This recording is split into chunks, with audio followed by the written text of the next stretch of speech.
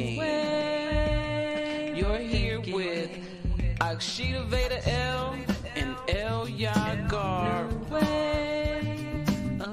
It's we the people of the Empire of Nubia. Get ready to open your mind, sit back and unwind to take in the discussion, to prepare us to win. We are sovereign, we are law.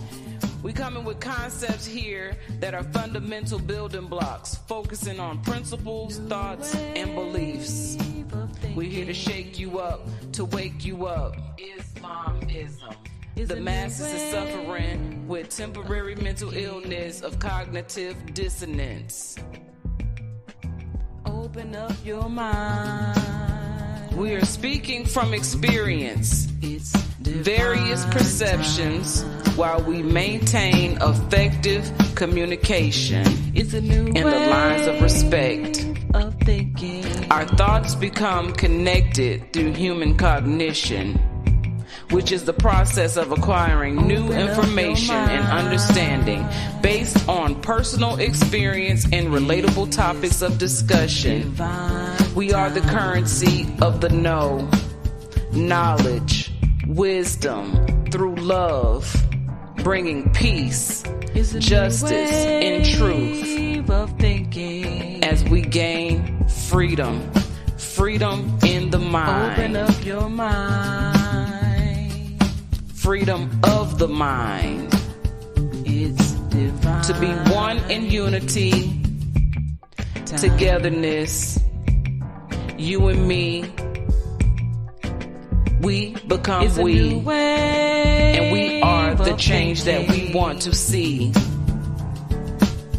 It is our time now, so come and get ready as we bring a new wave of thinking. It's a new wave of thinking. New wave of thinking.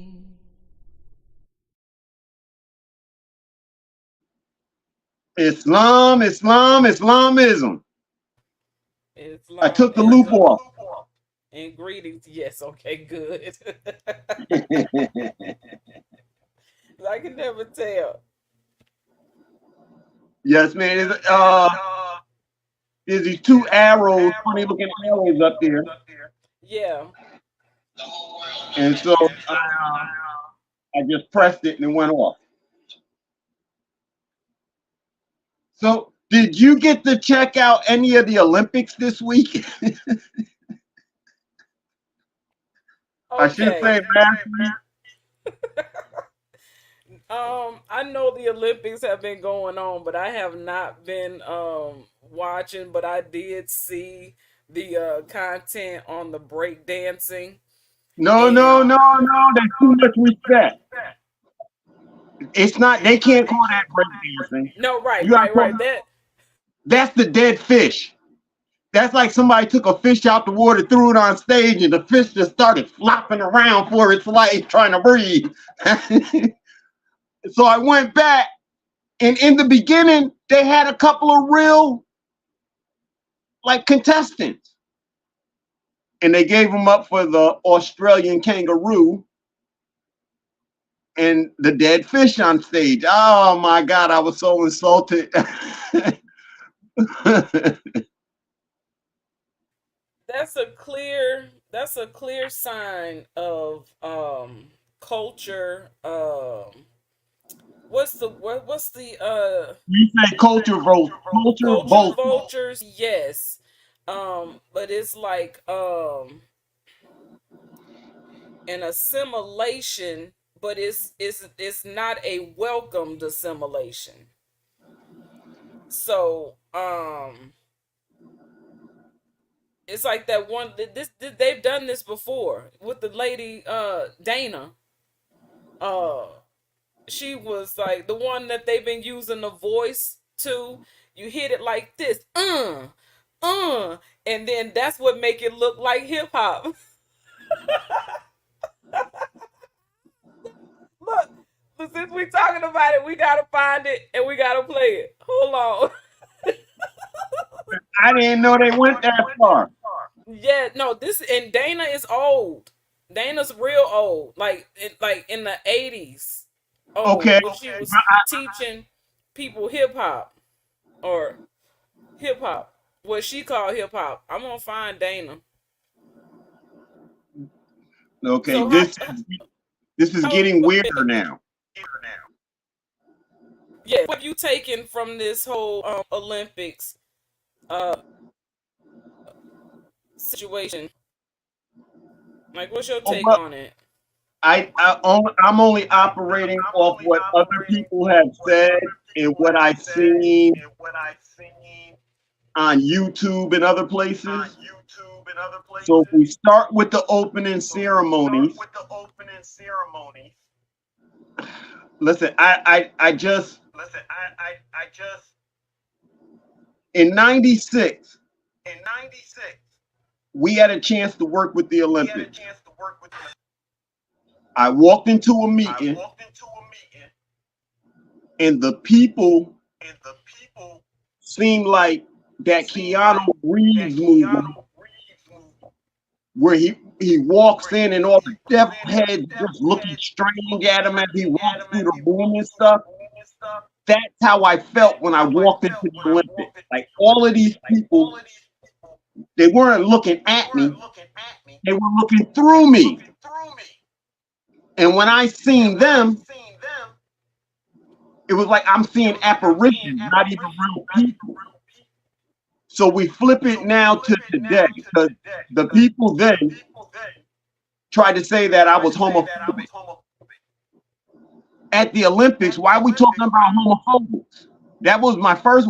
I went to a meeting. Why y'all talking gay stuff? I didn't like the people there, and they didn't like me. We barely spoke at the meeting. People said hi, and that was it. So now I take all of that down to today, and you're having homosexual or, nothing against them. It's their life. But this is your opening way of starting your whole thing that's supposed to be about the world, and it has to be with this pride of it. Why? If this is a competition of talent, what does homosexuality, what does being gay, pride have to do with the talents of the people on the floor? Unless that was a male boxer beating on a woman boxer, damn near killing her. What does the genders or lack of gender have to do with the issue of sports? And so it's disgusting to me, that opening ceremony. But then when we go on and I see the dead fish dance, y'all are just disrespectful and you're stealing, and you stole a whole culture, or you stole from a whole culture without any respect or regard for that culture. And if you were going to do that, you should have started it. And I don't like this movie, but you should have had people from Beach Street open up your thing. All them old dancers, you should have had them on stage opening up your whole break dancing thing, just to give it some respect, just to recognize where it came from, as opposed to what we seen. And nothing against the Asians who were doing it, because they was doing it for us in the 80s, and the Latino, or I don't want to say Latino, but our brothers and sisters right around the way, they was all in it with us with the Asians, so nothing against them. But I remember in 1980, I was playing my hip hop music in a Caucasian school, and these dudes came over and wanted to shut my radio off. They didn't want to hear hip hop.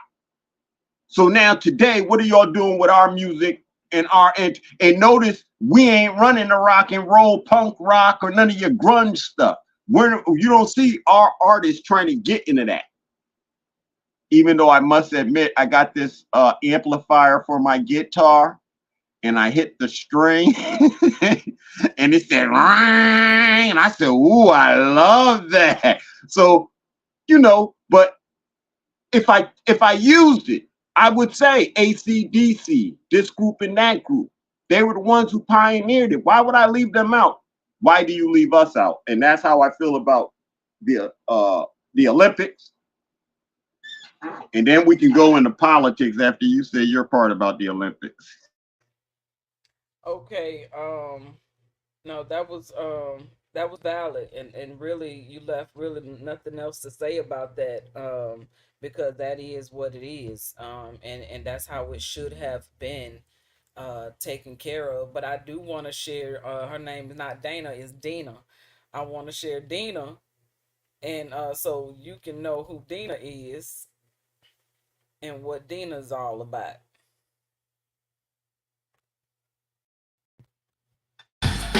Def Jam. Here it is. Okay. Cut it. Hey, I'm Dina. Look at my feet. My feet are straight ahead. You don't want to do that. You want to turn your feet out. I'm going to do this backwards. And that's what makes it look like hip hop. What this is with hip hop is everything's down low. It all is in a plie. I think the first thing that you need to know about hip hop, it's all about your posture. And you know, growing up, my posture was really bad. My mom used to tell me all the time, stand up straight, stand up straight. Well, you know what? I was standing up straight. And hip hop is this. 1, 2, 3, 4, hit, ah, and ah. The more relaxed you are, that's what makes it hip hop. This is the first thing I want to say to you. You want to do hip hop? You got to stand like this. In a hip hop head, we have this. Boom, bam, every time. Or Your hands are always like this. Start out just hitting it, hitting it, hitting it,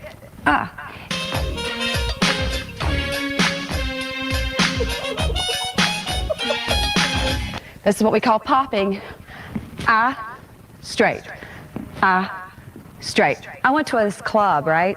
And they had no baggy pants and no sneakers. That was wild. I didn't know what to think about that. I took some of this from an African piece. In the African piece, it was like this, but in hip hop, it's like this. See, there's a difference.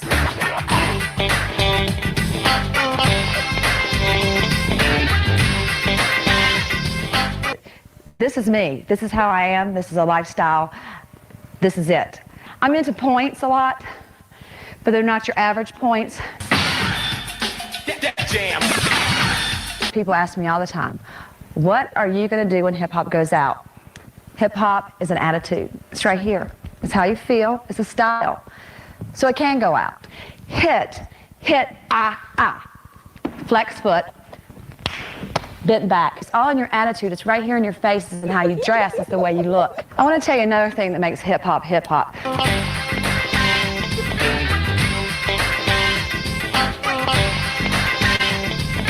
I do this at the end of class, every class. I hit here, and I hit here, hit here. Sometimes I vary it. I'll give them a ba. They look at me like I'm crazy, but then they know this right here is me. And then I give them the peace. I'm out.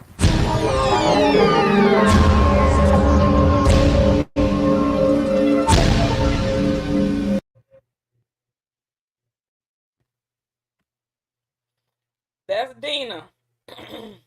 A damn shame. Yes. So Dina been on the scene for a while now, and she was one of the first to do that like that, or the one well known for it. But yeah, that's how I feel about the display.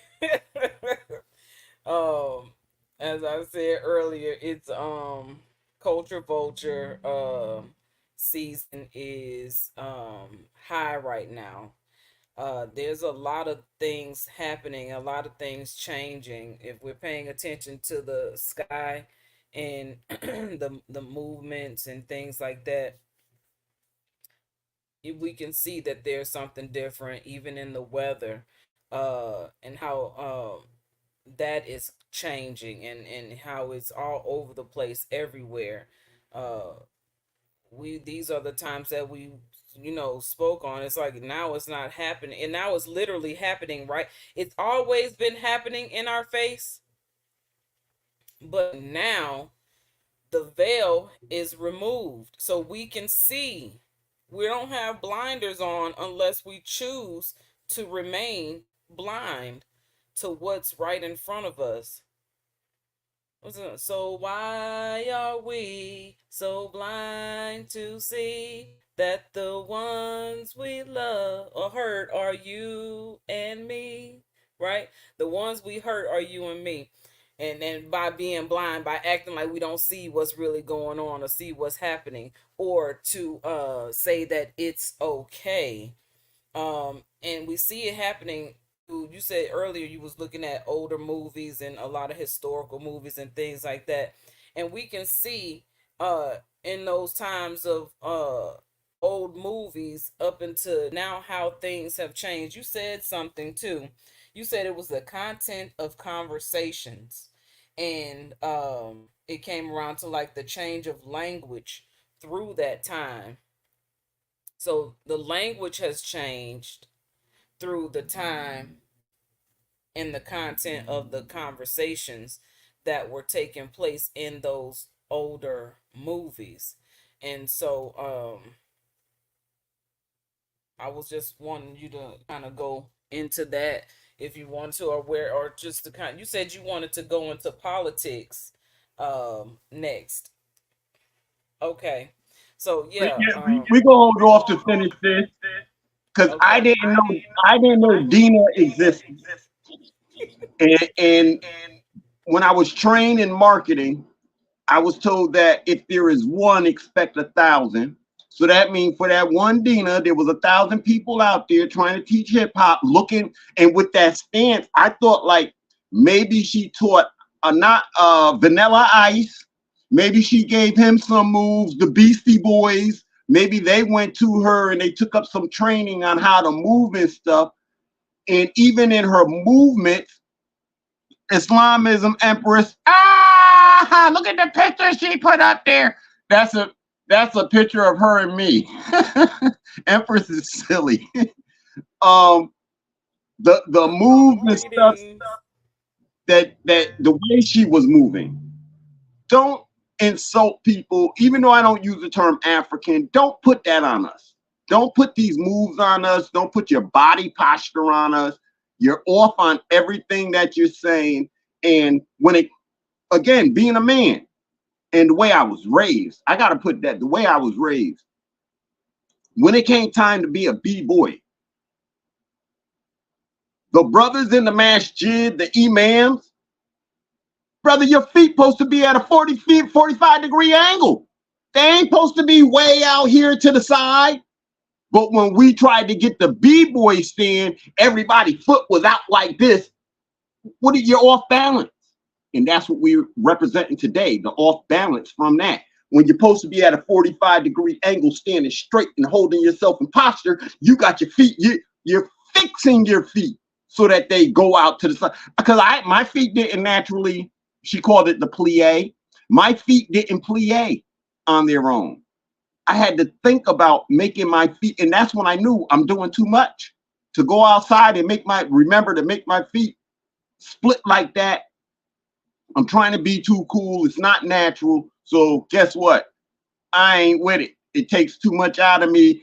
And then when if I'm into it, and then one day I get upset, and then you see my feet ain't crossed out in the plie, now you're mad at me and you're talking junk to me. You're about to set off a problem we don't need. So I had to leave that type of mentality alone, because I did, like I said, by 1987, I seen where hip hop was dragging us. And it was the song about women ain't blip, but blips and blips. And I'm holding my 2-year-old daughter in my hand while they're playing this on the radio. My daughter's one of them now. I got a daughter now. You're not gonna be walking around here calling her these types of names without her knowing to get offended by it. And her daddy highly offended if you hear the terms come out. So you can't just do these things. You have to be about it on a daily. People have to recognize this is who you are, or else they're gonna try it. And so luckily, people seeing that I was real to mine, and my pants have always been around my waist. My clothes were like baggy clothes and big clothes are two different things. A lot of people got the baggy mixed up with big. And they didn't realize, no, there were pants made that fit your waist, but when it came down to your genitals, your thighs and stuff, these things bagged out on you. They didn't, and not down at your ankles either. They tapered at the ankles. They didn't hug your body. It's disgusting. This whole thing is disgusting. That woman coming out here, Dina, you know, hey, if she made money doing that, I don't know who paid her, but the people who I think paid her would be people like Vanilla Ice, the Beastie Boys. There's somebody hiding in my brain, and it's not Eminem, but one of them is hiding in my brain right now, because even when they came out with their music, the Beastie Boys and all that, I didn't like that music. I didn't like it. Brass funky, that funky junkie. What are we singing about? It? Alcohol? We had a drink called Brass Monkey, and these people come out singing. So when we say hip hop lost its way, or when we say hip hop is negative, there is an outside effect that brings these things to hip hop. The average hip hopper or a person who makes rhymes, I'm not gonna call him a rapper. The average person, when they start off in their mama's house, they ain't running around talking about F this, split that, suck this, lick that. That ain't what they talking about. Not around their mama. And if they are, there's something wrong with mommy and daddy. But the average child isn't gonna come out with those type of lyrics in their mouth talking about shooting people, killing people, and ray. They're not gonna do it with their parents around. And so without that, we see what we get. Then when you get in the industry, I was just watching something with Malcolm Jamal Warner, the guy from the kid from the Bill Cosby show. I wish I could remember his name from there. Theo. He was doing an interview talking about hip hop and black people, and how what we hear on the radio today is not hip hop. It is somebody else's idea of hip hop and what hip hop should be, because it fits an agenda of destroy us. And so this leads into the politics, but I'm not going to go there yet. But in order for you to get $1 million, you do got to sell us out, and everybody sees it. So then you got people like supposedly Jay-Z and Diddy and them who make $1 million, and they're like, if I'm going to sell out, I'm gonna sell out on my own level. And they're helping other people make $1 million, so they let them sell out on their own level, which allows them to still look like upstanding dudes to me and you, and they're the worst dirt around us, speaking for us. How did P. Diddy come up with the idea of vote or die? Where did that come from? Vote or die. So all of this, we lost the hip hop industry in '87. Hip hop hasn't been ours to manufacture in any kind of way since. Listen, does anybody remember the first hip hop song to ever be played on the radio? It was a Caucasian woman named Brandy. I'm getting her name wrong. Maybe it was. The Rapture, Blondie. The Rapture. This was the first hip hop song by a Caucasian woman, but it belongs to us, right? But why a Caucasian woman, not a Caucasian man? Because the Caucasian woman is a minority, and they were showing her place too. While they're showing us ours, they're showing their women theirs. They think of their women the way they think of me now. And let's separate this into our genders. They see their white woman as they see me, not even as they see another as a sister. They see their white woman as a black man. So what are they saying about their own women? What are they saying about themselves when they compare their women to the masculine form of me as to the feminine form of me? What are they saying? So, I mean, this whole thing is twisted on itself before it gets twisted on us. And then I heard another person say, they can't hold us in slavery. without first being in slavery themselves. They have to sign on with something. And as I studied, I learned that these people are mad at us because they made deals that they can't get out of. And they see me and you running around. We're the free people for real, because we didn't make those deals. We didn't take the oaths. We didn't sign on to these different groups. We don't belong to this legion. Our fathers aren't and mothers aren't telling us, well, 20 years ago I had to, so now you have to. So we're free from these type of encumbrances that they aren't. So they have become our encumbrance, and only we could get rid of it. I yield the floor.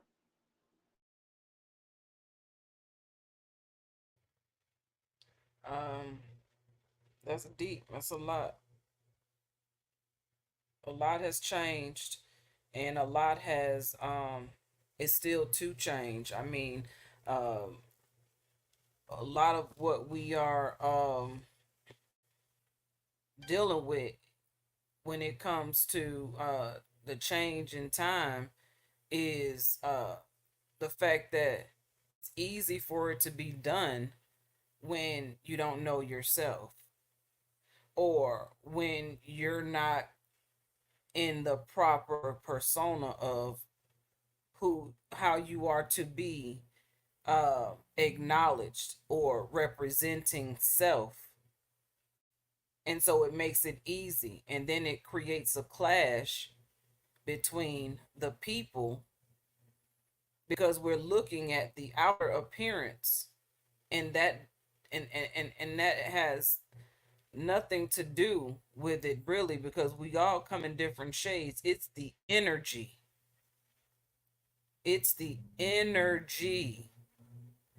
of negativity. It's the energy of dominion over claiming something that doesn't belong to you, rather than just even claiming yourself. And so I mean, okay, these type of conversations can go many different ways. They can go the same way, and that's into debates and arguments, and not having any common ground communication dealing with it at all, based on the differences and how we've all been taught to see ourselves, or what we consider as self-defense, or being on the fence, on defense, when there's no need to defend because you're not being attacked.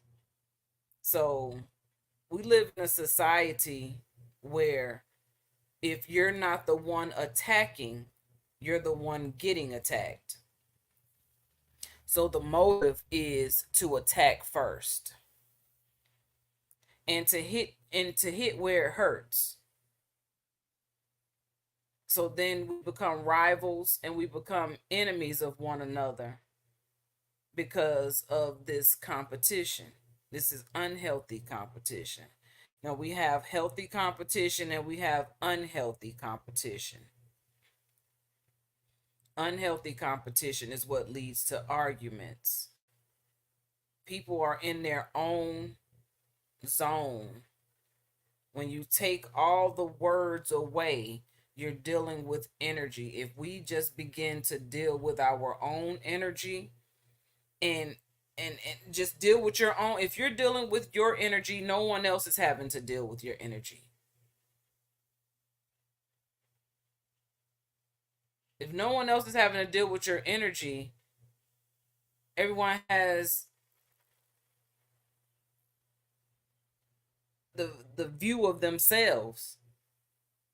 So it's hard to get people to that point because everybody wants to be the winner. Everybody wants to win. And what's that competition like when the person who wants to win is up against someone who don't care if they win or not because they already winning in self. So now you hate me because I've surpassed your way of thinking. I've surpassed your mode of competition, or I've gotten out of the way of your fiery darts, or I'm so skilled you shooting your darts but you can't hit me. So you just even matter that you can't hit me. So now you go and team up with other people that agree with you about me. Now, just for a second, where they get this time from? Where do people get the time to do all that? To go and gather their cliques up against you? You know what I'm saying? To go and You gathered them against you. I did. Yeah. How?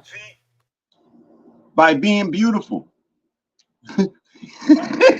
I'm glad you get it. Everybody else is so a lot of the stuff that I've dealt with working with our people and in politics and stuff. One of the things I realized is people don't want to speak up in the streets and stuff. They don't want to speak against the bad because they feel like I might have to do that particular bad.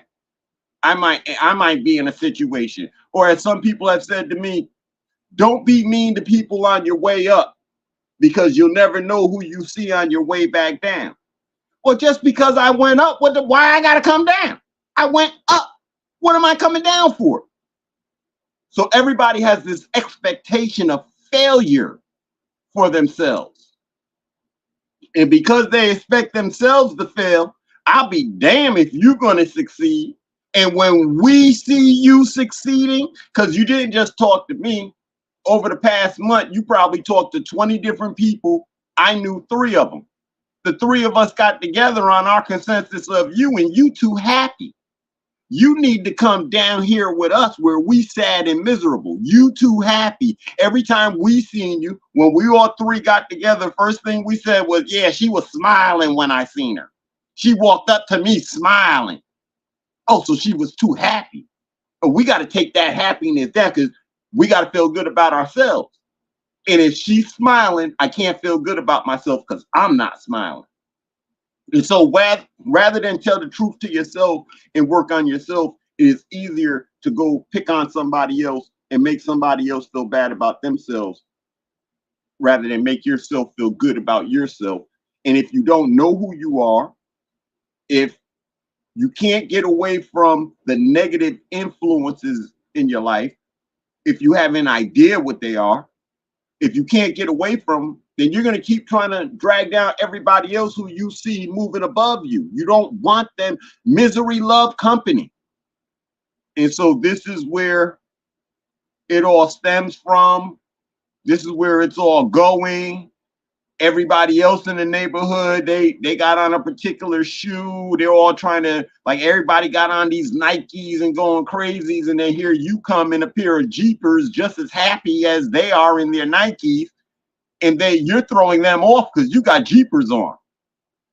You should be miserable and sad, but you're happy in that. Your happiness is,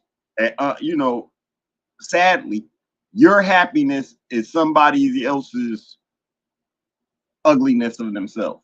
And that's, to me, that's what I bottom lined it as, because I've been a part of those conversations where somebody's coming around. Why are you mad at them?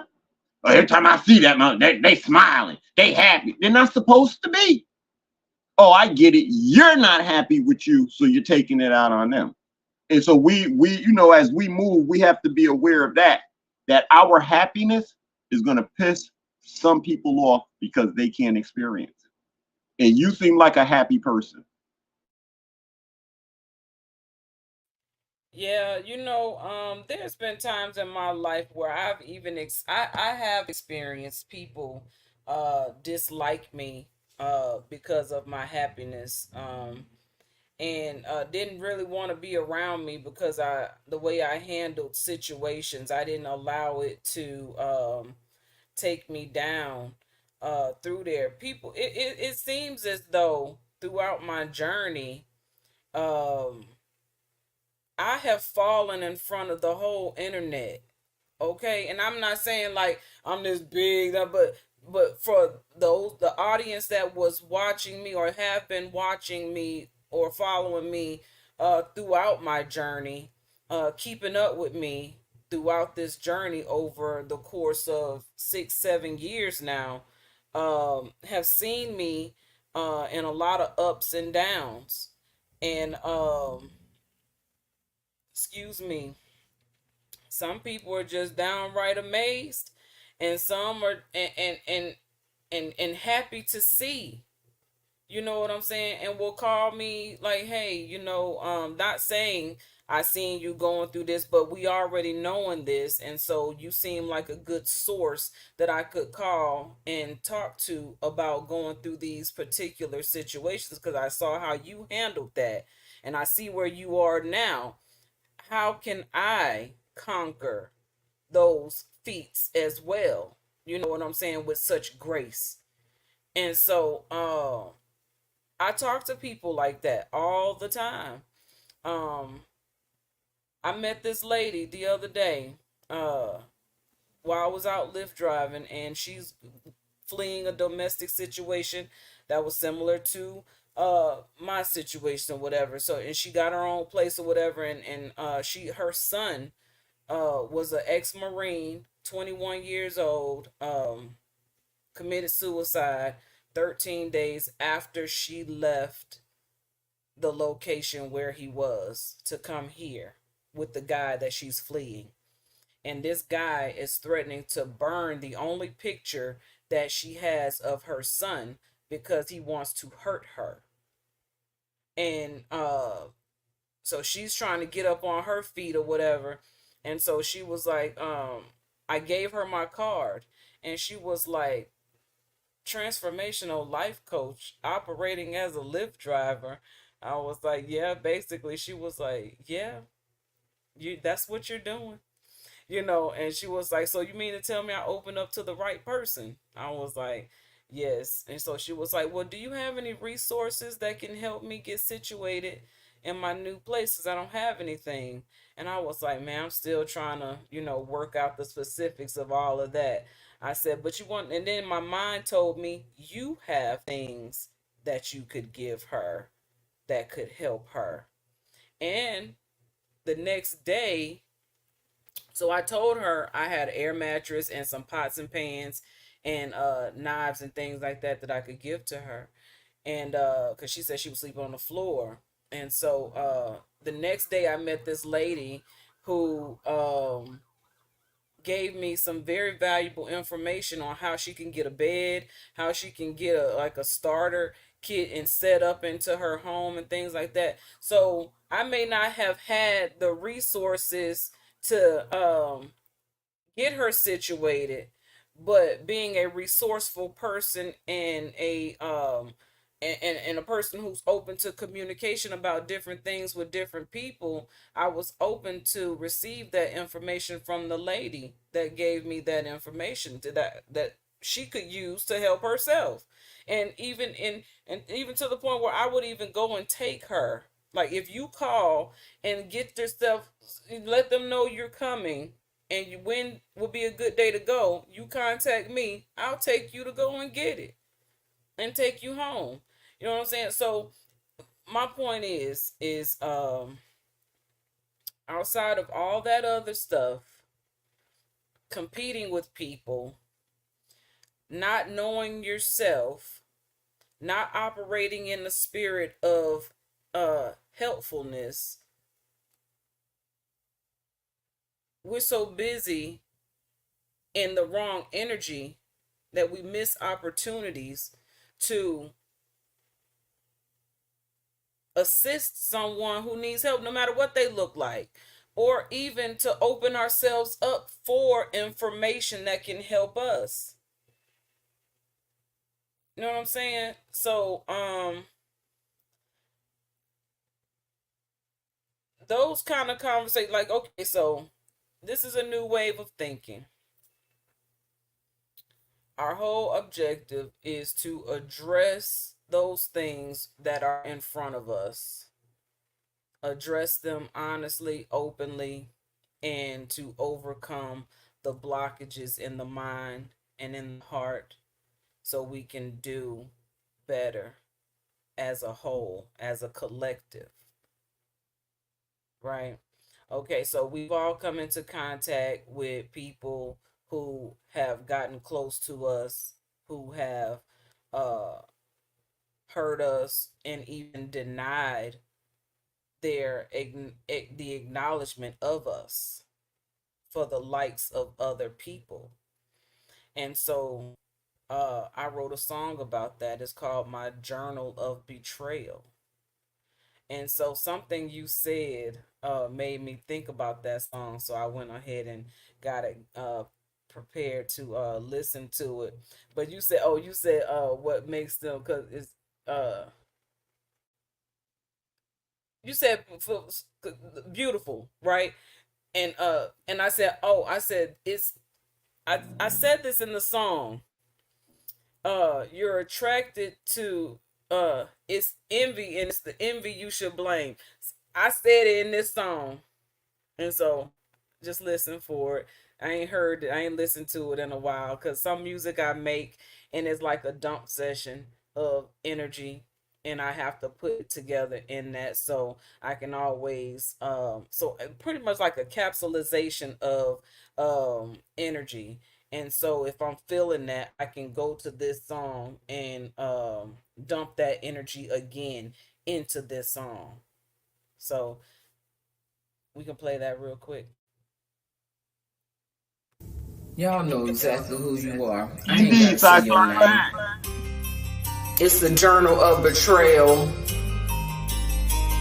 Now, I'm not sure if I cursed in here, but it's Journal of Betrayal.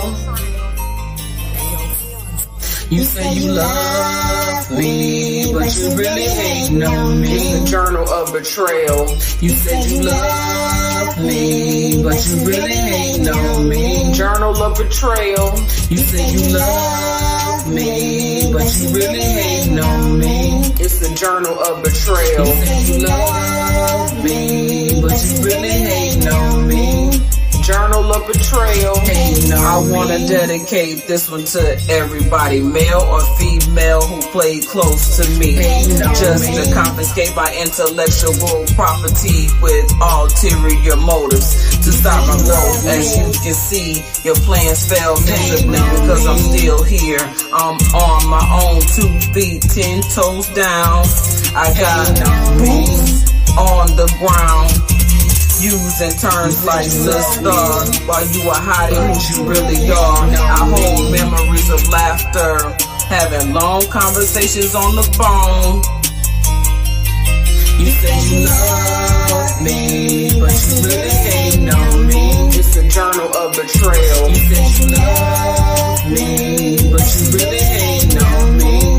Journal of betrayal. You say you love me, but you really hating on me. It's a journal of betrayal. You say you love me, but you really hating on me. Journal of betrayal. It's funny how fast friends turn to foes. They start rumors, telling secrets untold. You said you love me, but you really hate me. You're not a daughter of the matriarch. Your heart belongs to legions of evils operating in the dark shadows of deception. I'm in the spotlight, shining so bright. You're like a moth to my flame. It's the envy you should blame. You couldn't stop my reign. I'm on my way to fame, but soon many will know my name. Ashida chosen style, coming with Ashida style poetry, frequency flow. You said you love me, but you really hating on me. It's the journal of betrayal. You said you love me, but you really hating on me. Journal of betrayal. You said you love me, but you really hating on me. It's the journal of betrayal. You said you love me, but you really hating on me. This for the ones that got real close to me, got in my business because I trusted you. I called you my sister and bro star. I thought you were sons and daughters of the matriarch, but you not. Cause if you were, you would still be right here. I thought you loved me, but you was really hating on me. I'm cleansing my heart from all the fake love, getting back to reality. I'm receiving everything I need from above. With me, it was all love. My goal has always been about the win. Allowing people to hurt me is a carnal sin.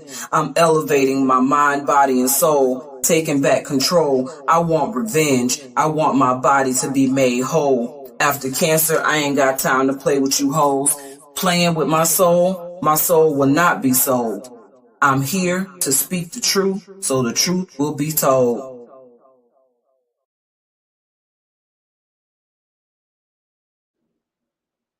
Islamism, and that's what they don't like about it. Plain and simple. That's it. So why they hiding behind themselves and their actions or lack of actions, when they see people stand up like you, that really takes them to another level. And really, what they're saying is, how come I can't be that strong? I wish I was that strong. But for whatever reasons, instead of like, I don't know. It's like when we went in the weight room. I hate the weight room because everybody's sweat is everywhere. But when we first started playing sports, we had to go in the weight room. There was some camaraderie where if I couldn't lift a certain weight, the dudes who could, they used to come around and cheer you on to get you to where they was. In our whole total of life, people ain't cheering each other on to get somebody to the next level. And when I look at that, I say, is it because of this predatory situation that we live in? Is it because we see everything as described in the world's economics as scarcity? So you can't big me up because then I get the good job with the good money and you don't get it. And so this is what we're end up at. And then good people like El Christina and myself, we ain't always focused on trying to get ahead of the next person. We'll celebrate with you. We'll celebrate your success. And then the next thing we know, you're coming after us. Well, Side Star Christina is a side star, and I'm a sun star. I will burn you up coming after me, especially after I already know I was sitting there nicely and everything was peace and love. And I did something without even realizing I made a move. I was just doing the right thing. And now you're mad at me. You're talking about I'm trying to do something to you and take your position or take your... No, I'm just staying 100. Do you know what it's like to walk in McDonald's and find, and the manager tells you, look, I'm having a problem with inventory. You wrote on your application that you're good with inventory control. I am. Well, then tell me what's going on. So I get the job. I go in and I'm a assistant manager. Like, he don't even want to tell anybody he's considering me for manager for the work I'm about to do. And within 3 weeks, guess what? I done got half the staff fired, if not the whole staff, because I done caught everybody stealing. And then people are saying, you wasn't on my shift. No, I wasn't. I counted before your shift and after your shift. Then I looked at the regular, like, year to date, week to week sales of certain things. And I'm sorry, on Wednesday, for the last 5 months, we didn't sell 25 chicken sandwiches all day. How you come in here today and you got 40 chicken sandwiches? That means you stole, and it's not in the sales slip that we're reading. I go in the back office and there's 15 pieces of meat missing. We were having that 15 pieces of meat. Where's the other box of burgers? We sold X amount of fries with each one to this amount of pounds, which means I should have 2 boxes of fries. Are y'all stealing the boxes of McDonald's fries to take home? And everybody's getting fired afterwards. Why? Because all I did was count. But now when I see you in the street, you're mad at me because you got fired because you were stealing. Guess what? You knew what my job was when I came through the door. I'm counting everything. You've seen me in that freezer counting. My hands were numb counting. Why did you steal after I counted? I counted for a reason. Just to measure the sales. And then once the sales what was missing didn't add up to what we sold, it's easy to pick out the shift that it's going on if the managers are doing their job. So you get off at 3, 4 in the afternoon. Nobody expects the manager to come back until 7, 8 in the morning. I was the type of dude, I show up at 11. All of a sudden, I got another shift. I just made it up. I'm in here counting. I'm counting and seeing what's going on. And this is how you find your thieves. But you know, the average manager doesn't operate that way. They work their hours, then they go home. And if extra hours are to be served, they try to get you to serve the extra hours. Not me. And plus, I've been given the extra assignment, find the thieves. I'm having fun. I'm coming in here like Sherlock Holmes every goddamn day looking for the thief. And I busted you. I busted you taking the stuff, and I busted you with the extra stuff at the, you got the window where they order through the drive-through. You know how much food was going out the drive-through? Extra fries, extra burgers, extra this, extra that. No, that's not. The fact that people don't take accountability and responsibility for themselves is the reason why they turn around and hate other people, because they don't have it for themselves. They don't see a future for themselves. They see your future, and it becomes their job to destroy your future in you. The future you have in you is what they want to destroy. So it's not about getting you fired from McDonald's. It's about making sure that you understand that you can work no higher than McDonald's. You have to remain on that low rung that they're on. And anytime they see that you'll progress past it, they'll team up and they'll come after you because you ain't the one to be doing it. They need somebody else to do it. Yeah, why not me? Why her? Or why him? Why them? Why not us? And the whole time, you don't even know the hell that's going on that you don't see. I tell people all the time, I be like, look, you can want what I got, but you better want to do what I did to get it. You better want to go through what I go through to have what I have, or to keep what I have, or to get what I want. You know what I'm saying? Like, don't nothing come to me easy. And if I made it look easy, then my apologies for making it look easy. You know what I'm saying? Like, you mad at me because I ain't sweating. I ain't out of breath. I'm still going. I'm over here right now. This is a story of defeat and overcoming. And so I'm injured right now.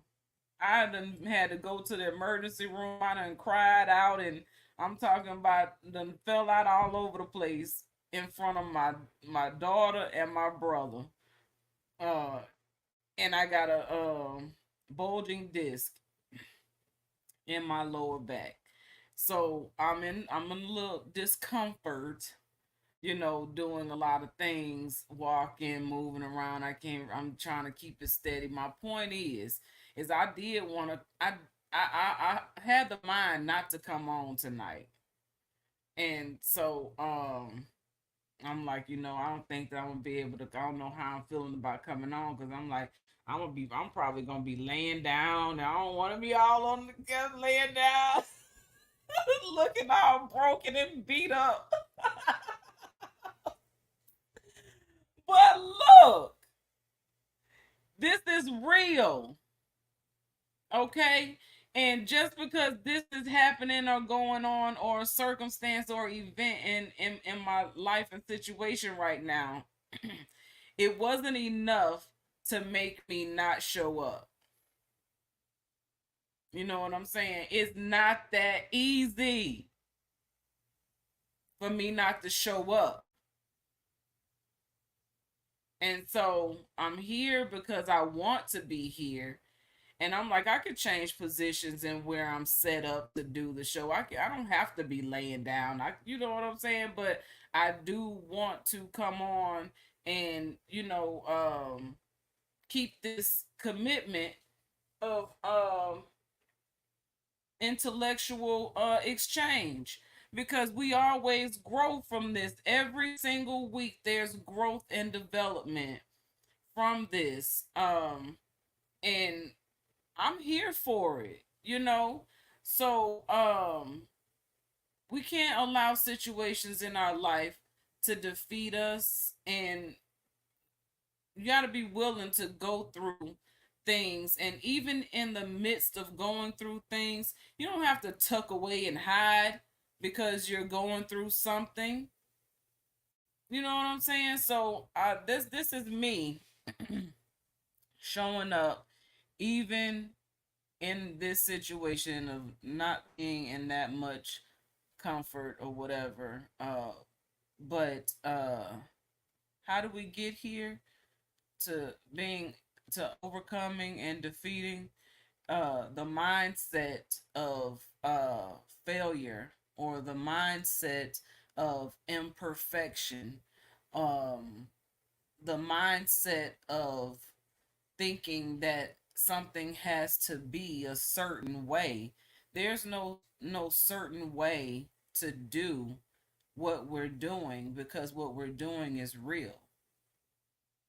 And it's improv. I mean, it's not even like scripted at all. You know what I'm saying? We may try to plan to have a conversation about certain things, but we may talk about that for 15 minutes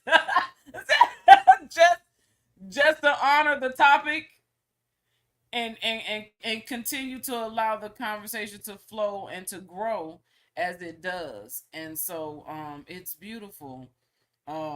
I've been meeting a lot of people here this week who are actually it's creating inside of me like a catapult almost out of my own head, and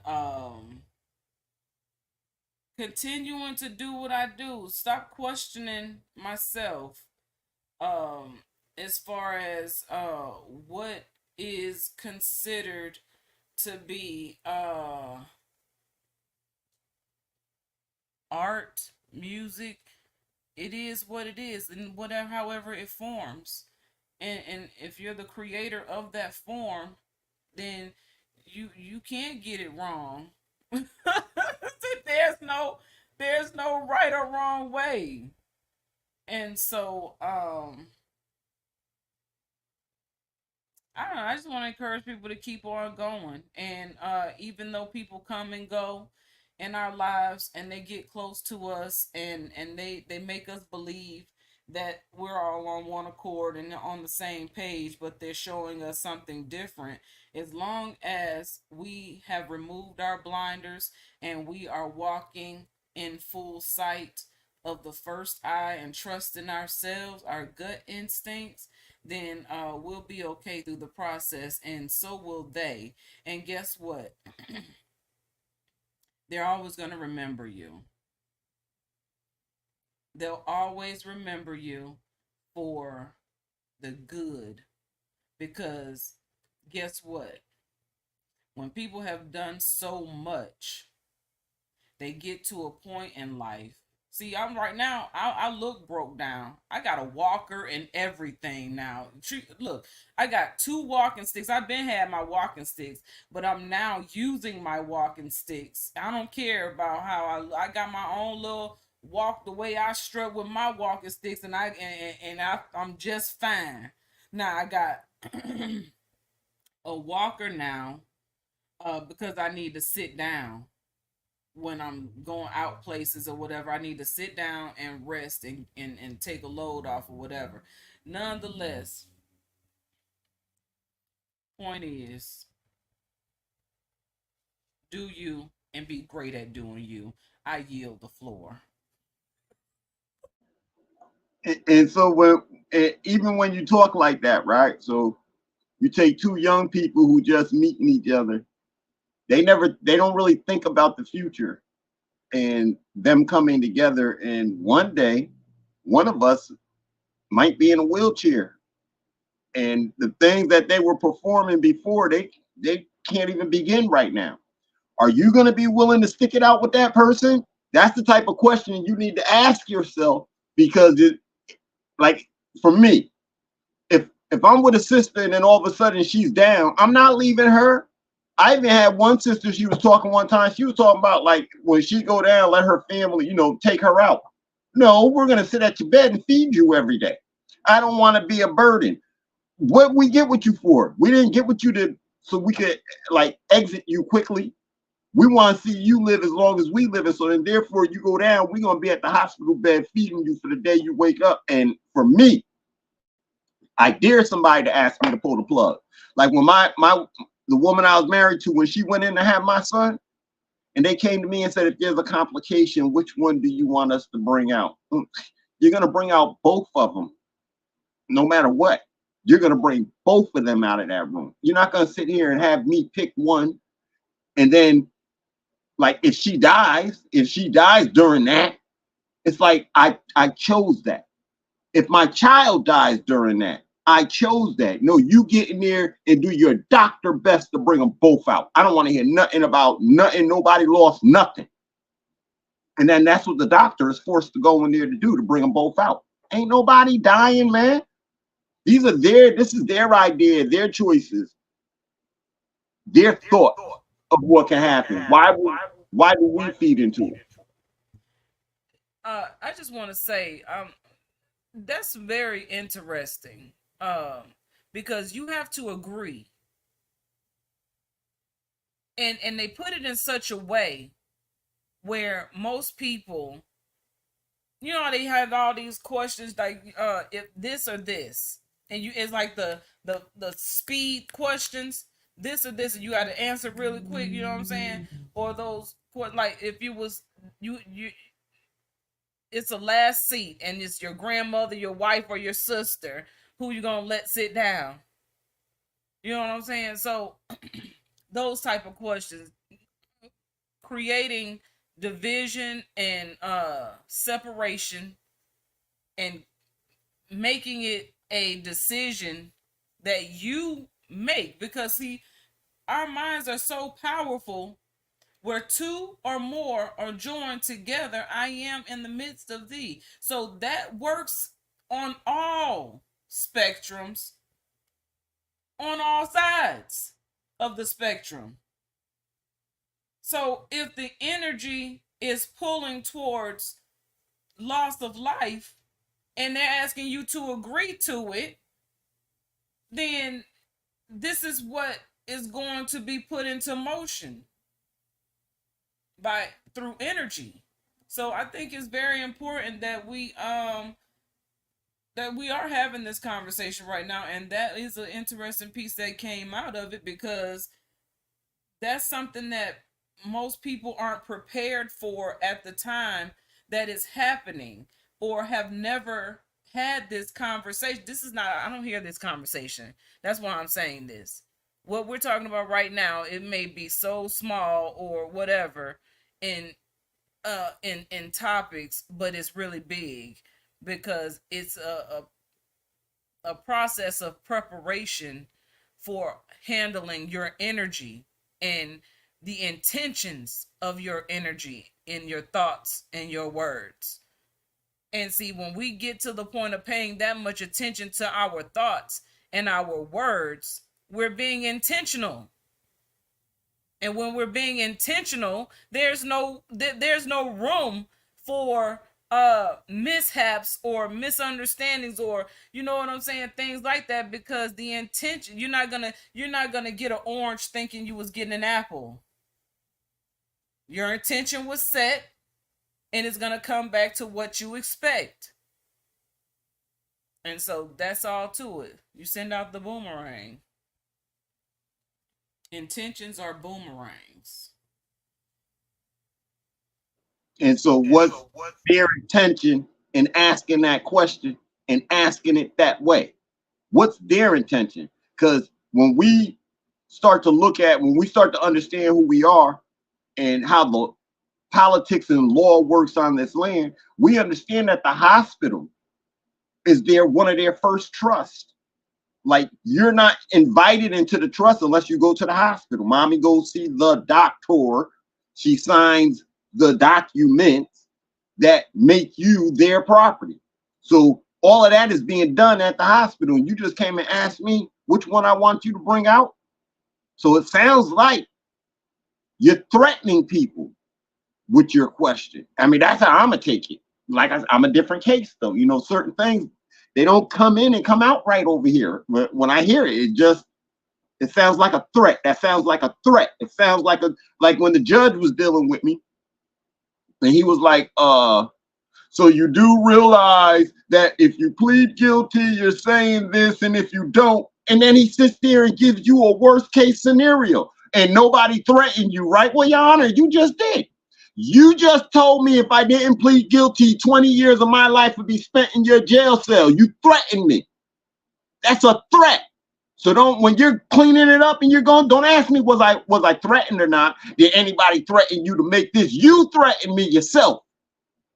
But we don't know how to argue like this, and we don't know how to defend ourselves like this. Because when I said it to the judge, he was stuck because he realized I did threaten him. Yeah, you did. Just be glad I don't know enough to hang you for it. But that was then. But you threatened me. And I was smart enough to let you know you just threatened me. That's the threat right there. Don't ask me, did anybody threaten me? And then you turn around and be the one to threaten me. So until we grow up, and when I say grow up, I don't mean into adulthood, because a lot of us are adults and we're still not grown. When we begin to, to act within the affairs of men, within the affairs of adults, that's when we will, as a people, begin to be respected. And right now, we're not acting in the affairs of adults. We are acting like children. We're letting other people tell us what we should think and how we should deal with it. Because when I talk about my rights, you can't get me to march down no street for my rights. Whoever's stopping my rights, I'd rather see you in a room by yourself because you're trying to stop my rights. And then after that, I'm going to be verbal, loud about my rights concerning you or anybody else who might be trying to stop them.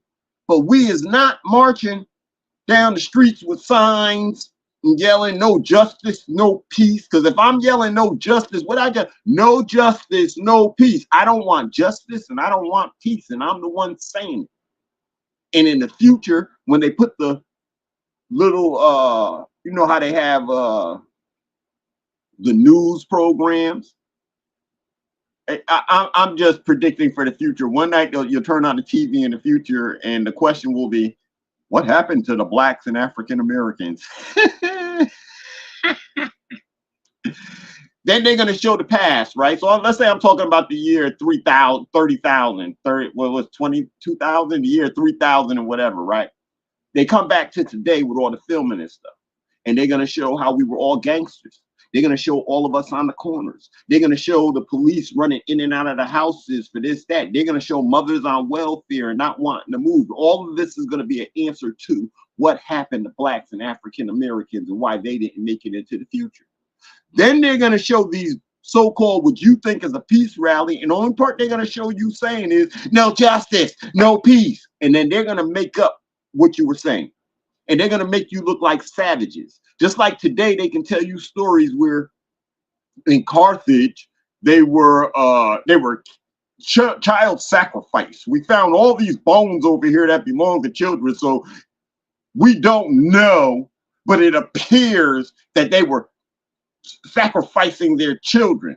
You know what? Maybe there was 1 year where, whatever disease, children were dying at young ages. And there goes the bone. That only happened for 1 year. But they've been able to take it and say it's your culture and it's your way. And then they reiterated that in the Bible, that it's your culture and your way. And I'm not going to say there weren't any cannibals, and I'm not going to say none of our people weren't cannibals. But these were small groups of people that they have now turned around and put it on a whole nation of people. Everybody was doing this. Everybody was adulterers. Everybody was fornicating. They want to put it on. So for your sins, you think I'm going to pay for them? Ain't no way. What you do wrong is on you. What I do wrong is on me. And when I hear you're wrong, I know how to step off from it. The people I come from, we never ate other human beings. The people I come from, we did not kill our children. We did not kill our daughters. The people I come from were decent people on this earth all the time. So by the time you come with your Bibles and Qurans and everything else telling me that I'm an evil person, I can go back and show you that we wasn't. I can show you little groups who were. I can show you even like in Al-Islam, and people, oh, you're picking up. I'm not picking on the Muslims. It's where I grew up. And I noticed that we're quick to talk junk to the Israelites and the Christians, and we leave the Muslims alone. So being that this is how I was raised, I must have been raised this way so I could say the things that I'm saying to bring clarity to it all. Because I don't blame the Israelites or the Christians for slavery. I blame Israelites, Christians, Muslims, and other ignorant people for whatever we want to call slavery and abuse to the rest of the world. But they were in this way, or what they wrote in the Bibles and in the Qurans, they took from one little group of people. They took one nation of 1,000 people who were eating people and decided that everybody around, they're all cannibals. Put them all down with it. So now today, you and I are looking back at ourselves and we see ourselves as these savages. We see ourselves as people who couldn't read. We see ourselves as people who couldn't write. When you go back to the Phoenicians, it says we made up the alphabet. How wasn't our children reading and writing if we made up the alphabet? If we expected our children to carry on our government, how they wasn't reading and writing? See, this is where it doesn't make sense to me. We were the kings and queens, but you wasn't reading and writing. What was you the king and queen of? You didn't have a language. You didn't speak. You didn't trade. You didn't do nothing, but you claimed to be a king and queen, but you didn't do nothing that's going on today. Then you wasn't a king or queen. I can tell you that much right now, because the kings have a language, and that's law. We don't know that though, do we? We think law is law. It's a language. It's a way you speak and the way you talk. Presidents, kings, and all those people, they speak law as a language, as a different language than what you and I speak. We have to get off the exotic languages, which is the languages of the lands, and understand the languages of professions, the languages of law, the language of economics, the language of medicine, the language of psychology. And when they're all talking to each other, the words I use in one are, when I say it in another one, the other one might be like, ooh, what did you say that for? They're cringing at the way I use the word. Because in psychology, I almost sound demented talking about scarcity of food on the earth when we got the holy book saying the creator said everything in abundance. You was given everything in abundance. Where you get scarcity from? No, this is a language everybody made up back and forth. You and I have to now pick our way through it.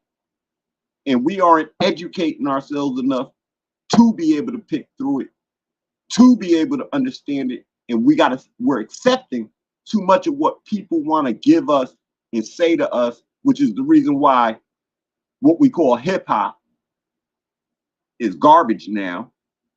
And what you call breakdancing is now a dead fish.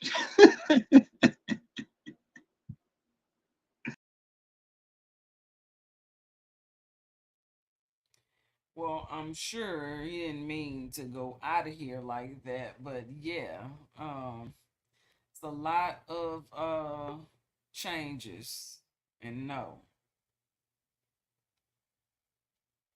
it's not Well, okay. I'm so good at pressing these buttons. I do it every week.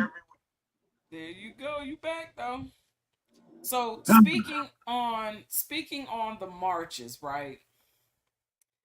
You had mentioned you was like, I'm now we're waiting for the marches to take place, and I be golly if I didn't just see a whole little gathering getting ready for the Black Run of Arizona. And I mean, okay, so you don't really see too many melanated. You see, it's a lot of melanated people here. Don't get it twisted. They don't come outside though. It's hot. And I found them in church. I found the church. I found the area where there's there's a Pilgrim Rest, and when I seen the name Pilgrim Rest, I was like, that sounds like a southern uh church, southern black church. And so I haven't seen anyone over there, but Pilgrim Rest is a common name for a church. So anyway, they're in this area, but they finna have a run or a march, a gathering to I guess announce their blackness. I don't know. Um okay, so first they was having, no, not first, but just recently they've been having a lot of protests and gatherings about the war in Palestine. Free the Palestines, right? And they have on the campus, there was an issue where they didn't let them gather, and so they went to the paper, or they went to the news. Now you see how they use media and the difference in getting results, because now they're on the corner all the time holding up their signs. I've even seen a Palestinian flag hanging from one of the overpasses, and using the media outlet to gain a positive response. Like, we have these resources, but they're not being used appropriately. Even like, okay, it's like, so like for instance, with social media, everyone is now running the social media for everything. Everything got to be broadcast on social media, so then that becomes entertainment, and nobody's really taking it serious. But the news outlets are in place for a reason and a purpose, to do just what has been done by other groups of people. But by the melanated people, when they do go to the news, it doesn't seem like they get such a huge reaction or response, because it's not like people don't go to the news. First, there's less encouragement to go to the news, because the news has been used against the melanated people, the so-called black people, unless you're on the agenda of the oppressors, those who want to keep you beneath them or inferior. So if there's no push for you to go against yourself, Look at the people that they have on the news. They can't barely pronounce words, answer a question intellectually. You know what I'm saying? And this is not everybody. You know the ones I'm talking about.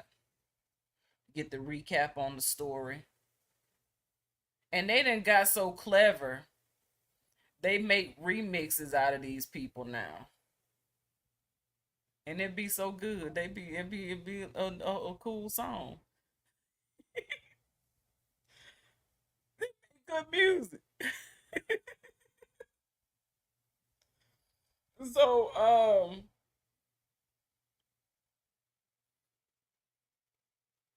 I don't know, but I yield.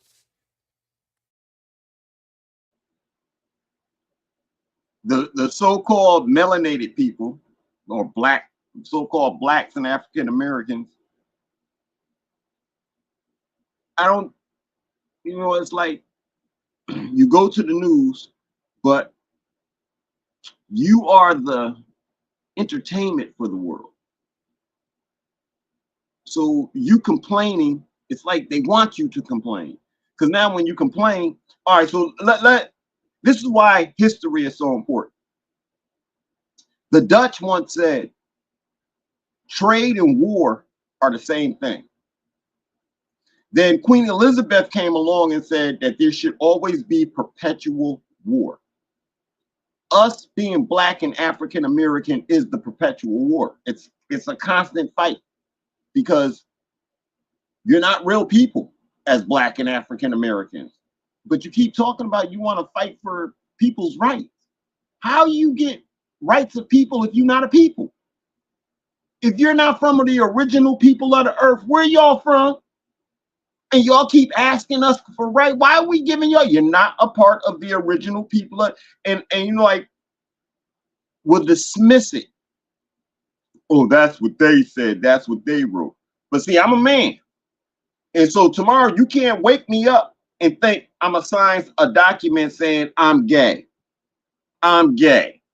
Eventually you got to treat me the way I say that I am.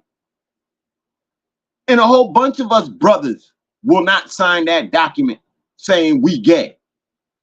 A whole bunch of men, Shapiro being one of them, will not sign that document saying we gay under any circumstance.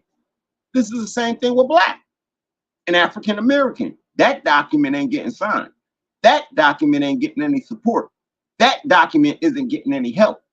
So you want to stand on the news and complain while you're complaining about what they're doing to blacks and African Americans, and they've been doing it. Somebody sitting back going, he's still talking about black people. They're laughing at you. They intend to give you no help. They want you to stand up here and keep making a fool of yourself. As long as you keep speaking outside of yourself within the family of divine beings, they ain't got no problem with helping you being outside the family of divine beings. In fact, they think it's their job to help you do that. So it's incumbent upon you and I to learn these different languages that stole your freedom. You gave it away, but we're designed to take your freedom. If you and I are not willing to learn these languages and learn how to present ourselves properly, it is no one else's job to do that for us. They shouldn't feel bad that they haven't done it for us. And you and I asking them to do it, we look like a bunch of fools. So what I'm really doing is I got with this sister, we done made 5 kids, and now I'm telling another man that he need to come in my house and feed my children and my wife. What do I think is gonna happen? Her and the kids are gonna leave with him. And this is what has happened to us. Or, well, the welfare don't want the man in the house. And just because welfare don't want you there doesn't mean you don't have to be there. Welfare don't want me there, but when they show up, I'm standing right there. What? She's gonna lose. I'm not gonna lose well, you won't get food stamps this month. I ain't going nowhere. I'm not hiding my shoes and my clothes. You won't get it this month. Well, what are you? Yeah. Well, see, I didn't have that problem. Like I said, I was in the black market game, so I was able to get money without a job. Even if I just go outside, I get some money, bring it in the house. So that wasn't my problem. The problem was that they didn't want me in the house around my children. Why? You think you're gonna raise my daughter? You think you're gonna raise my son? You see the way they raising our sons today? Everybody's all sensitive and yeah, we get started on one place, but because life is a circle, we end up everywhere. So a few weeks ago, I went to my grandson's school, and they have these sayings. I want to use another word. They have these sayings of like build yourself up, right? So one of the things that they have out there today is not everybody's the same. You shouldn't expect everybody to complete a particular job at the same time.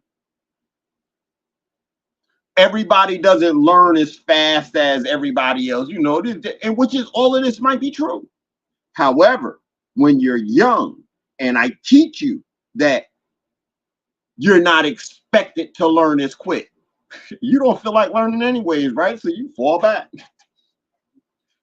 We don't expect you to get the work done when we tell you to. It might take you a little bit longer. Oh, so now you're calling me the parent, talking about my child's behind in his schoolwork. What do you think? I'm supposed to sit up and help him? And don't take this the wrong way.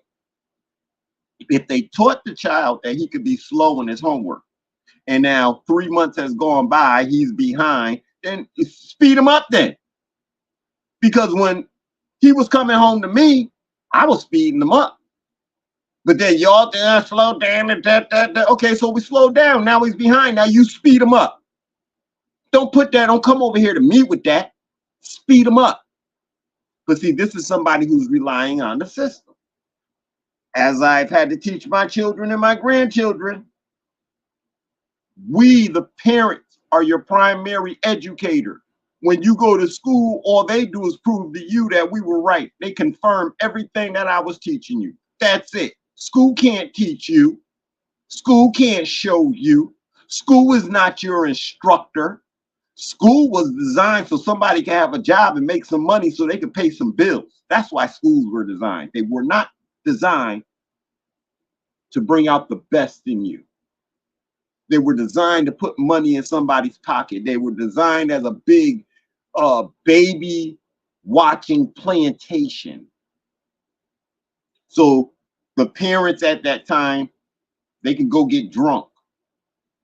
So the fathers could be at work all day, or they could just go get drunk all day.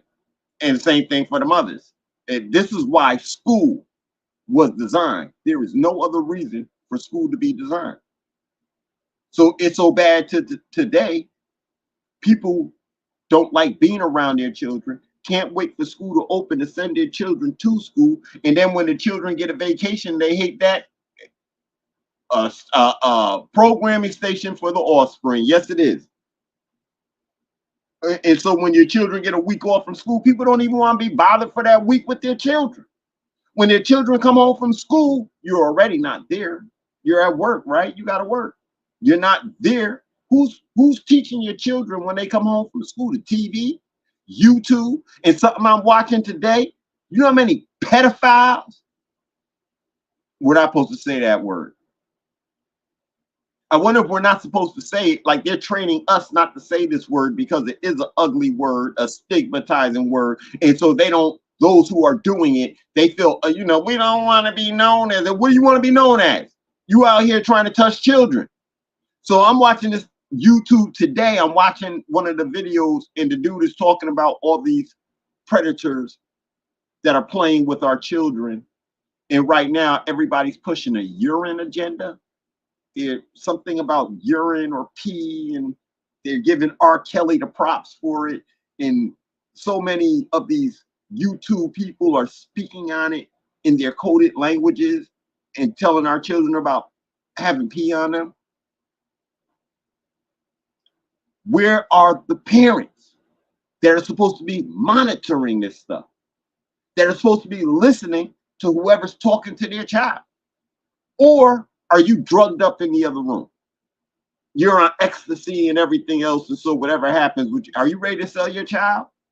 Because we did a lot of that is going on throughout the past too. Even with R. Kelly. R. Kelly didn't go pick up that girl. Her parents brought her to him. And then said it in some way, you know, I'm talking through the media, said it through some way where, well, if he touches you, then we'll sue him.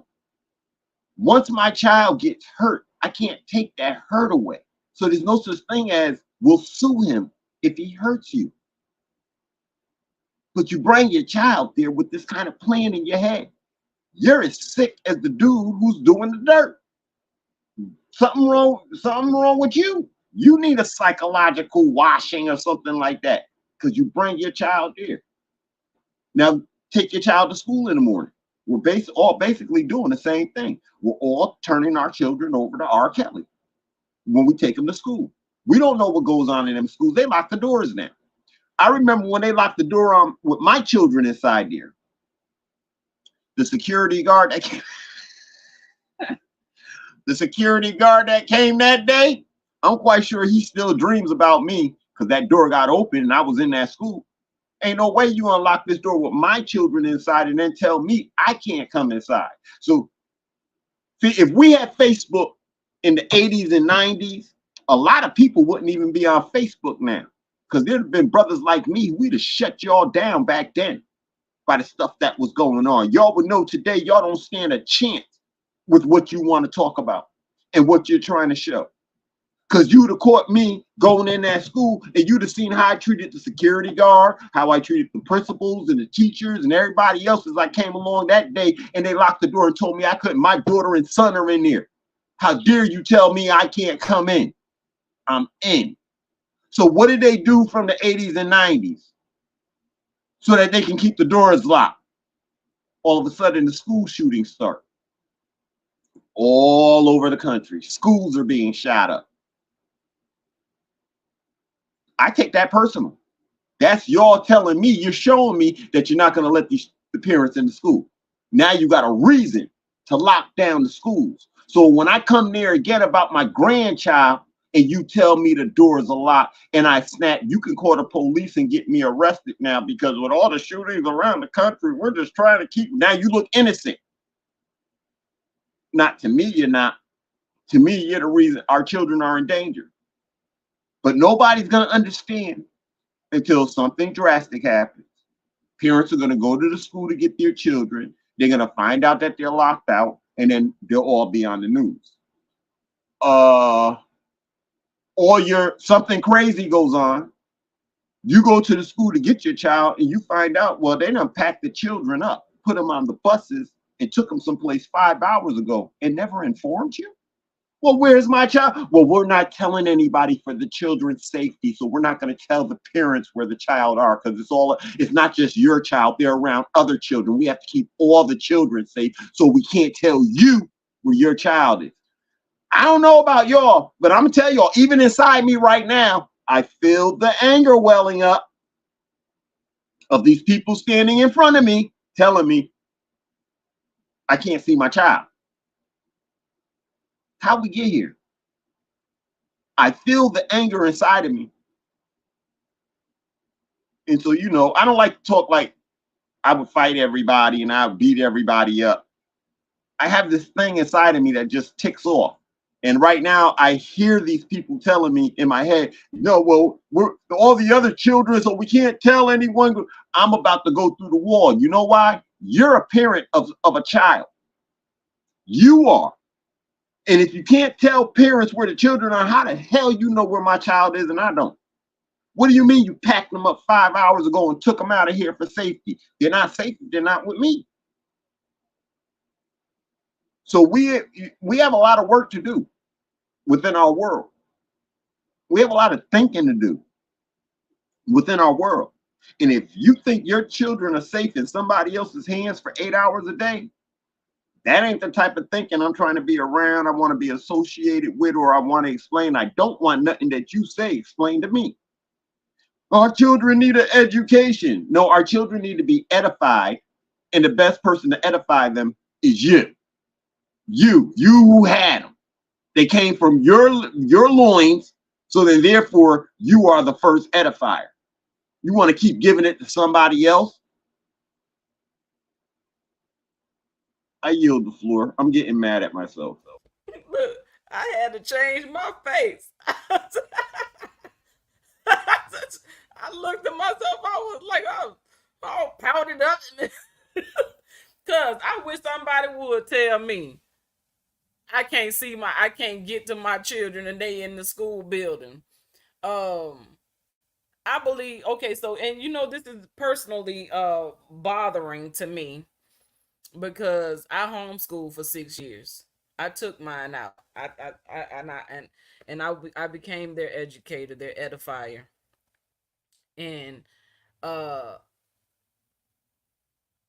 now put them back in public school.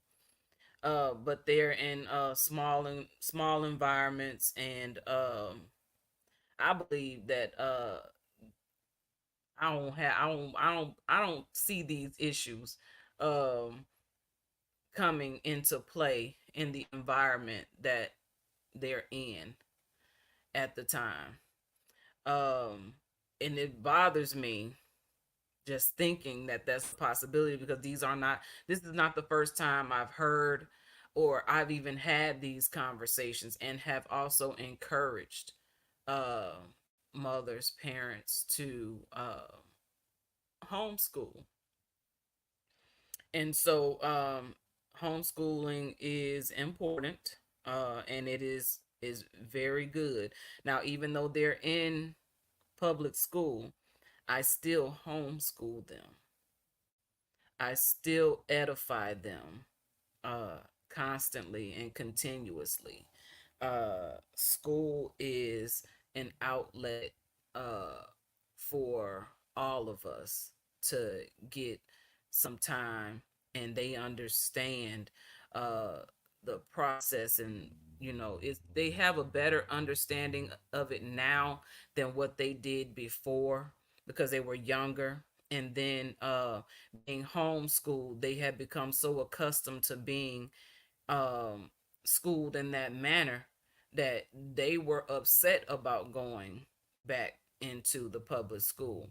But because they have been prepared by the one and only Akshita Veda, El Christina, they are having a really good transition from homeschool into public school. And they're making a way for themselves. And guess what? They are a display of the homeschooling program that was put together by me. You know what I'm saying? And I get nothing but good comments about their behavior, their character. Both of their schools adore them and having them in their settings, because guess what? They change the energy. They change the energy. And so they are beacons of light for other children. They have been prepared to be beacons of light to other children. So they're protected where they are. And for the reasons that they're there. You mentioned that about the schools, right? So then you made me think about something. And my daughter came home today, and she had a piece of a form I need to fill out to have a dental screening done at school. And the first thing that came to my mind was, you don't need a dental screening. You just went to the dentist the other day. And so, because she doesn't need a dental screening and she's already had a dental screening, I don't consent to a dental screening at her school. Because number one, I won't be there. Number two, they could take swabs, get DNA. They can do all these things. They can put something contaminated in her mouth. You know what I'm saying? To see for stats and data, and you know what I'm saying, for whatever reason that they're doing this. I don't know. It could be very well, but I've already taken care of that. I don't need the school to do it for me. And see, that's the thing. The school has put in place different things that you know, that the parents should be doing. The school wants to do. I don't need you to do a dental screening on my child, so I'm going to message her teacher tomorrow and let her know I do not consent to a dental screening. If the school needs a dental screening provided, we can get a release of information through the same dental group that's coming in to do this dental screening for the students. That's the same dental clinic she goes to. We can get a release of information and get you a copy of that screening. I do not authorize y'all to screen her outside of my presence, because she's already taken care of. I've done that already. So they're now exempt for the state of Arizona. You have to watch these videos. Same thing I did in Alabama. You got to, and they don't call it a religious belief exemption. They call it a personal belief exemption. I like that better because it takes the religion out of it. And it's my personal belief and why I choose not to have my daughters immunized any further than what they have already been subjected to. And so now when any children get sick at school, they have to alert me, and my children cannot attend school for up to 3 weeks until it's clear. So I prefer that anyway. And guess what? I happen to be in a position where if they didn't have to go to school, if they shut the schools down again, we would flow into our daily lives as if nothing has changed. It will not upset anything. We are already prepared for it. We've already done it. And so and we did a pretty good job because it's showing. So yeah, but I don't trust that, you know. And yeah, I'm just going to leave it at that. I'm not giving consent for that. I yield the floor. And what does the school want with your dental records anyways? With your child's dental records? That's none of their business. That's not, they're delving into things that are none of their business because they feel like you and I don't know how to handle our business properly. I mean, after all, if we are on their documents as Black and African Americans, we already decided to be a ward of their state. So when they come with stuff like that for the children in school, they're really just doing their job as wards of state over you and your children, and knowing your business and having control over you. And later on, they want to be able to say something back to you. And so they use little things like this that seem innocent. The dentist seems innocent, but there is nefarious things that can go on behind the dentist and the information that you take from our children, and we don't know what you're putting in their mouths. Or dang, these type of things really inside of me, because it's all slavery. And isn't this the one thing that so-called Blacks and African Americans, slavery, but you're still feeding into it today. And the system and the institutions of the system are more than willing to help you feed into it at some point, somewhere. That's why I titled this, I titled it To Be or Not to Be. It's not about Shakespeare and what they was talking about. It's about us, to be or not to be. What? How's it going, man? It's going. Yes, sir. That's my son-in-law speaking to me. So what are we gonna do? To be or not to be? What are we gonna do? How are we gonna stand up? Are we gonna build this nation that we're supposed to be building in this government, or are we just gonna keep letting these type of things go by the wayside and acting like it doesn't matter. Or like today I have a big concern, Ray. Then tomorrow, well, it doesn't really mean nothing. And why was it a big thing yesterday? And now today it doesn't, because today, after you bring up this big concern, now you realize you have accountability, you have a job, and you don't want to do that job. That's all. That's what it is to me. You don't want to do that job. You want to sit around and just talk all day. Well, you know, that's what the United States taught you. They said you have freedom of speech. Freedom of speech means you could just talk. No action has to come behind it. You just talk all day and all that. I can say what I want to say. So you're saying it. But since you're just saying without the idea that work must come behind it, we continue to be in this mess that we're inside of. And I only speak to get us out of the mess. Somewhere we're going to make a difference in who we are and what it is that we're doing. And this is where I choose to make the difference with me. I'm not going to just talk. I do the things that I talk about, or, you know, that I plan. I get up and I do something about it. And this is where everybody has to get to the next level. How come the Moorish government, how come we don't see it's not built? Because you still calling yourself Black and African American, asking me how come the Moorish government isn't built? You're one of the people supposed to be helping put it together and run it. That's why it's not functioning properly, because the people supposed to be making it function, either they're greedy and they're stealing money, or envy, or they're still calling themselves Black and African American, and nobody sees that they're what they have to do as an individual. Oh, wait, well, let me throw one more in there. This one kills me. Well, everybody know what they're supposed to do, so as we do it, we won't need this, that. You're lying. Everyone doesn't know what they're supposed to do.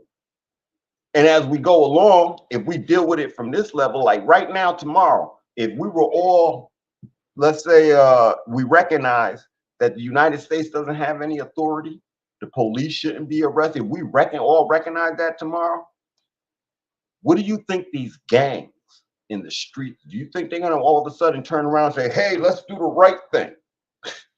They're going to be robbing and ripping everything and everyone that they can, because they're gangs and this is all that they've been doing. Now they're free and the police ain't coming to rob them. What do you think? You think they're going to trust these adults who couldn't get along before this day? You think they're going to trust the adults to give them a brighter tomorrow? No, they're going to make their own brighter tomorrow. So that means people like me and you will be dead. They're going to kill us. And then now they got our children. What are they going to do to our children? Because you and I didn't stand up today. That's what's going to happen.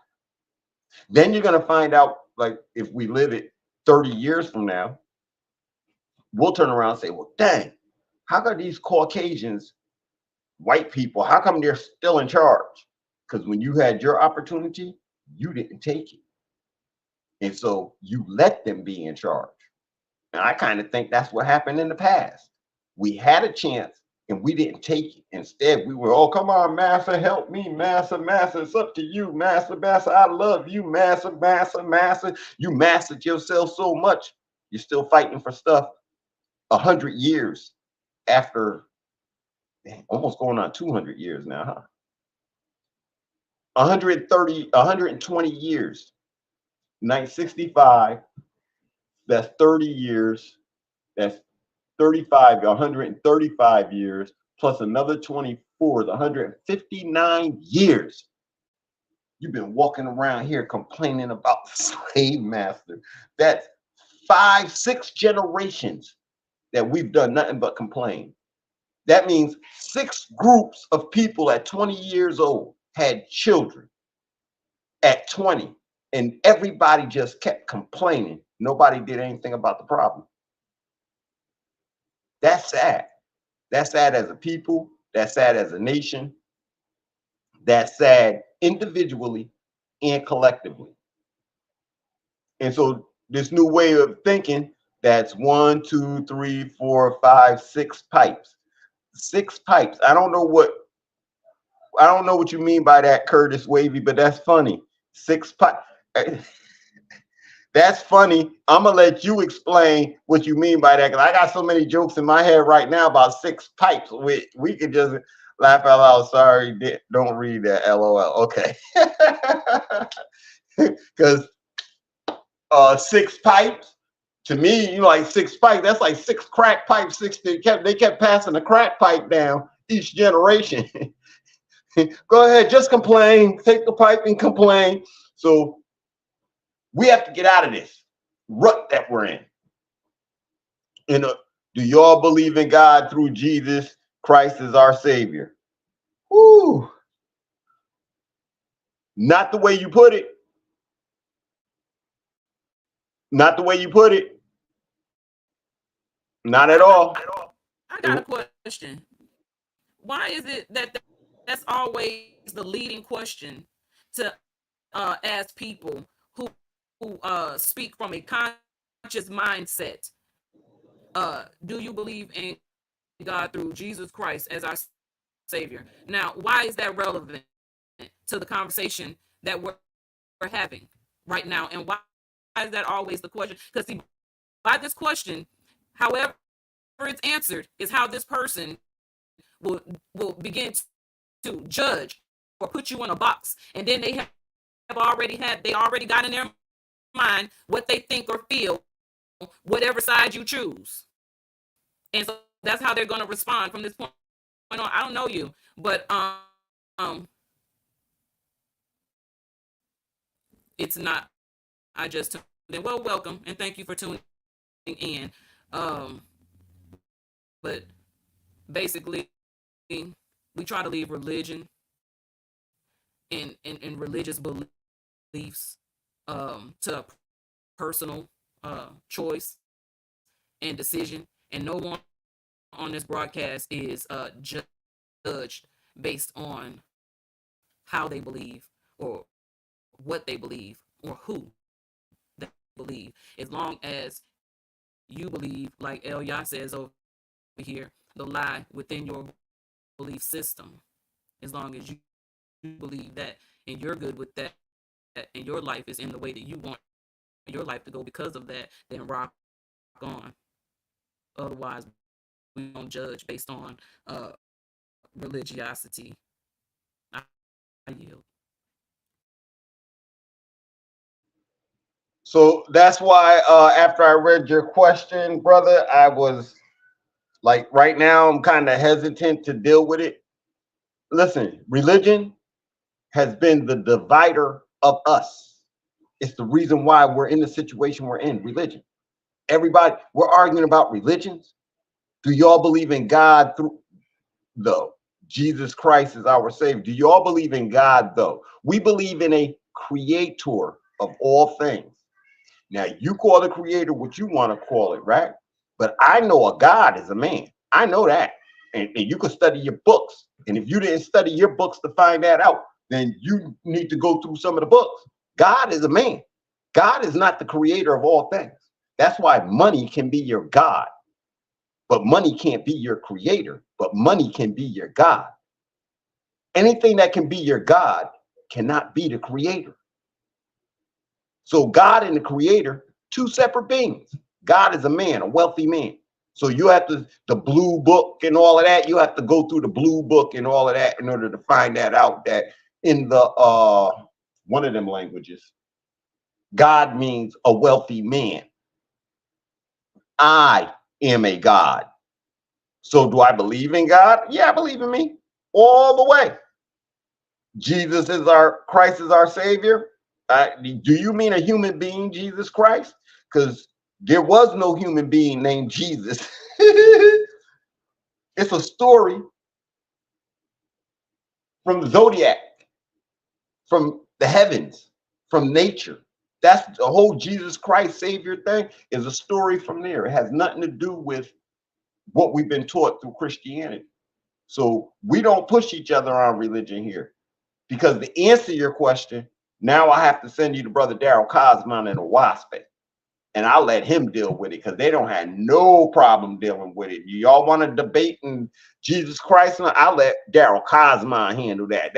I'm not even going there with you on that. I said there is one creator, And then when you talk about prophets, that's all of our job, to be a prophet, Muhammad, a prophet, Jesus, prophet Moses. That's all of our jobs, to be Mary and whoever else. It's all of our job. We want no one individual. That's the game that got us where we are today and got these churches dogging our families out, taking millions of dollars, billions of dollars from them, and never putting institutions in there to save them. The preacher be sitting there with a nice house and nice car, asking your grandmother for money, and your grandmother's about to get put out of her house. She don't have enough money to eat food. Some old women are sitting around eating cat and dog food. We heard the stories. Now go look at their preacher and see if their preacher is eating cat and dog food. And if he is, then that's a man I could work with. Because his people are eating it, he's eating it. But if he's sitting there, which I know he is, well, duck a l'orange and all of that, and his people don't have that, then no, I don't. That's the reason why I don't like them people. I don't like none of them.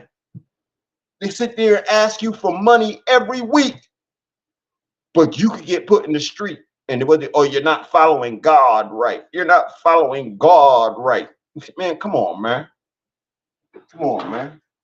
None of that. None of that. The sisters need to be quiet. I was just asking, bro, not arguing or pushing anyone to believe anything. It was just a question. Much love, sir. Yes, sir. We get thrown off sometimes. We don't know who's asking the questions and why. And so then we just got to answer it all the way around.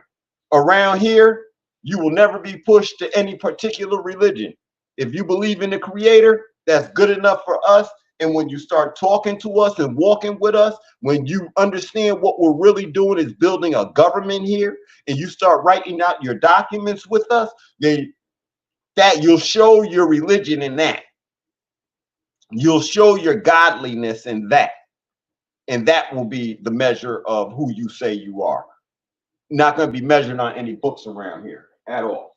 Something somebody else said, somebody else did. No, we're going to measure you on what you say, and then whether you're not you, we can hold you accountable to your words, right? So, and then when you hear us speak, you might say, well, y'all are speaking biblically, because I've had a few people tell me that. And I have to tell you, I'm not speaking biblically. Before the Bibles, before the Holy Scriptures, they had this thing called alchemy. It's not about turning lead, the physical lead, into a physical gold. It's about turning your spiritual lead, the lower you, into gold, the higher you. That's what alchemy was about. And so a whole bunch of principles came along in alchemy that got turned into what we know as religion today. So those alchemic principles are what I stand on, and what others will come in and say when it boils down to it, we stand on those alchemic principles.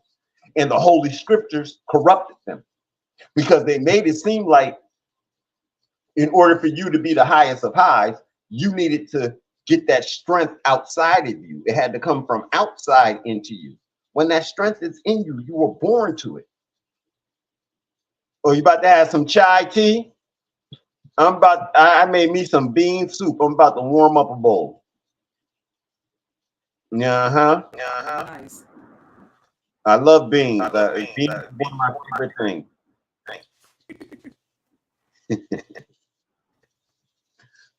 But yeah, so what is your opinion on the corrupt world leaders that pray and do rituals to demons? Well, your question kind of answers it. Opinion on the corrupt leaders. That says it all right there. They're corrupt world leaders. You know what my opinion is. So you hear me talking about building a government, right? Let me show you how I feel about it. Anything that comes out of my mouth, I'm willing to put my neck on the line. So if I'm telling you to do something like that, and then I'm buying this stuff, take my head off, cut my tongue out my mouth, cut my head off. If I'm telling you to do a whole bunch of stuff, money's at the bottom of it, and then you find out I'm stealing, cut my hands off. That's how I feel about these people out here. And so don't even talk to me about the rape. Cut them off. Cut everybody. Sew it up. Women, sew it up. If it's a man, cut it off. That's how, or that's my opinion about these corrupt world leaders. But there can't be a corrupt leader without corrupt followers. There you go. Did I say something deep just now? That was deep. Thank you. Oh yeah. You can't be corrupt leaders without corrupt followers. And this is where we are today. We have Yes. a corrupt followers. We have more corrupt followers than leaders. There you We have more people who will stand up and defend the corruption than people who will speak out. And the people defend the corruption on the premise that I don't know what situation I'll be in. I might have to do that dirt too. I'm scared of you. I yield the floor. Besides, There's no more to say. You done said what needs to be said. Okay, so Cruz wavy. Hold on. There's the feedback coming from the respectable ladies microphone. Okay. I'm hearing you twice. Okay. So now that he's muted and I'm still unmuted, that has been resolved. So thank you. We noticed that there is some feedback when we don't mute when the other is speaking, and I had to have forgotten to mute. So my apologies for the feedback on that. But Sunstar Elia has given there's no need to even follow up to say anything behind anything when he said that's what it is. And so that's what we're doing. That's what we're doing here, nation building, and it's on you as a person in your walk, in your journey, and in your righteous ways, habits. You speak for you and your children, and it's up to each individual to come and to want better. And like Elia said just now, there are more corrupt followers, than there are corrupt leaders. Because in order for the corruption to stay afloat, there has to be a device there to keep it above water, for so long. And so that is the people. The people are the vessel, the vehicle for the corruption. And so if we can acknowledge that and knowing that the people are the corruption, then in that acknowledgement, we have to admit that we must change our ways in order for things to change and to come out of the corruption. It's for us to come together and to unite, organize, and unify to make a change, to be the change that we want to see. It starts with self. And so we're depending a lot on society and the ways of society, because this is what we've all been indoctrinated into. And as we transform from our straw man existence into our proper persona in who we are as a nation, speaks volumes. And so that's what it's going to take for us to do, is to speak volumes. And that volume is it. Like when you get the what is it? For the area, it's the length times the width. To get the area of anything in the area is the volume.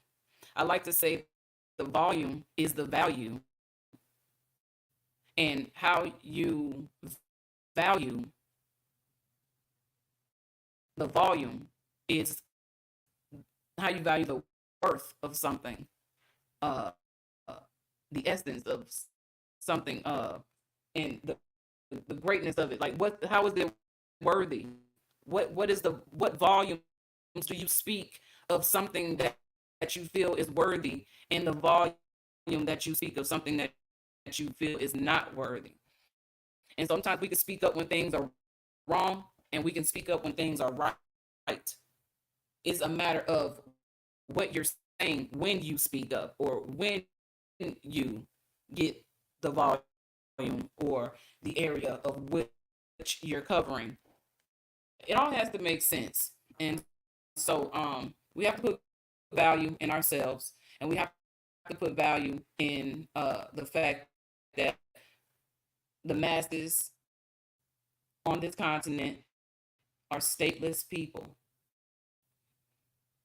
And our first state itself in government. Our first government is in the home. How we run or how we operate inside of our home is our first government. And so we can tell what's going on inside your home by how you act in the street. We know that you need to be deprogrammed and reprogrammed into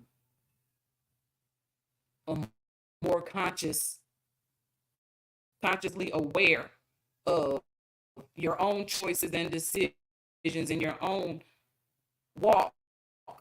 You have to be consciously aware of that. No one else is. We can't judge you, and you shouldn't be judging us or anyone else. Because when we leave and we transition from this body, when we transition into this body, first of all, we come here in an agreement to an assignment, a mission, a purpose.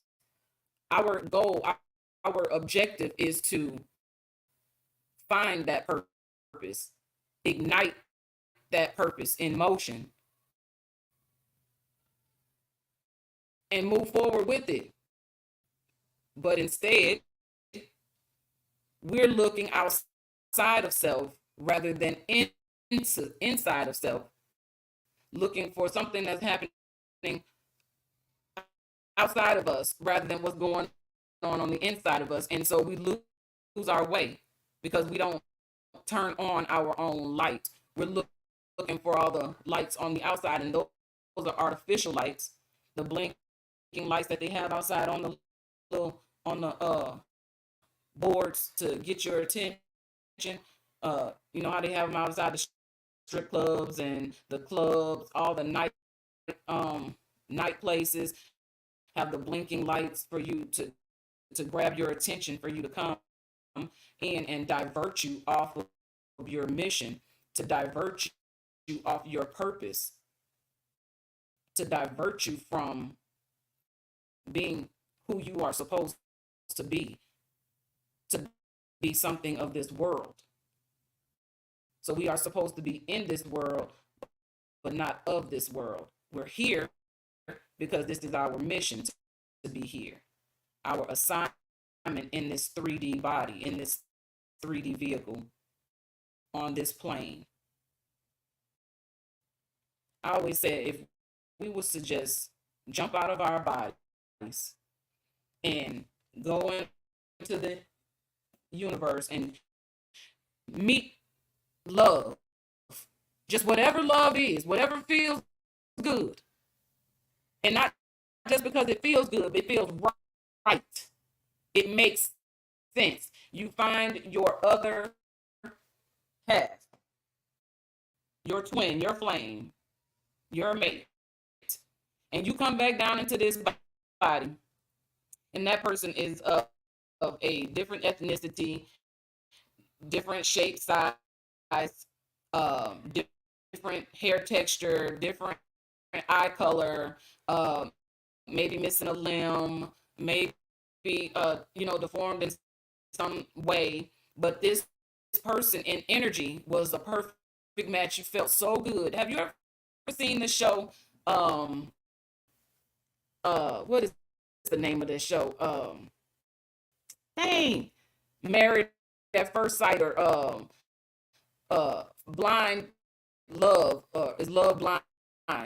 Okay, so I was into this show, Blind Love, right? And people go into these pods and they have no idea of the ethnicity of the person. Don't watch any of that. Okay, so that's fine. I like to watch some entertainment on television at times. Most times I'm in my kitchen and living room area right now, and there's a TV in here and it's not even on. I don't really watch TV myself, but I do like to entertain myself with things at times. So okay, good, you get it. I'm happy you on here, Cruise Wavy, because you bring in a different energy to the conversation tonight. So I don't want you to think that your presence is not valued here. I just want to stop for a minute and acknowledge your presence and say thank you for tuning in and being curious enough to even ask those questions. And the fact that even though we weren't prepared for your arrival tonight, we are the type of people who individually and collectively who will take the time to get to know who's trying to get to know us. And so here we all are tonight. But this show, they go into these pods and they talk to each other, and if they like each other, they'll have another date, and they'll do these dates in the pod until they decide that yes, that they will they want to get married. And so at that point they meet, and then they go on to get married. Now, what was the point of me bringing that up?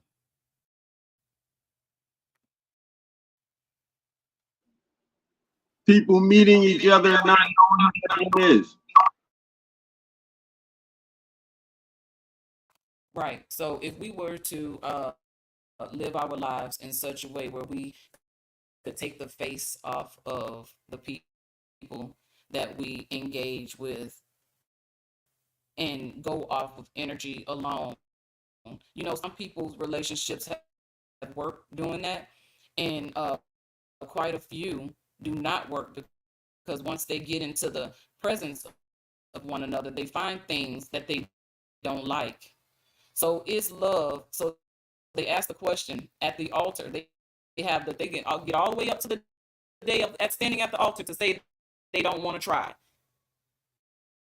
and to be afraid to try. And so they get all the way through this process and they will change because they don't like something that they see with their eyes, something that they can't get over in their mind.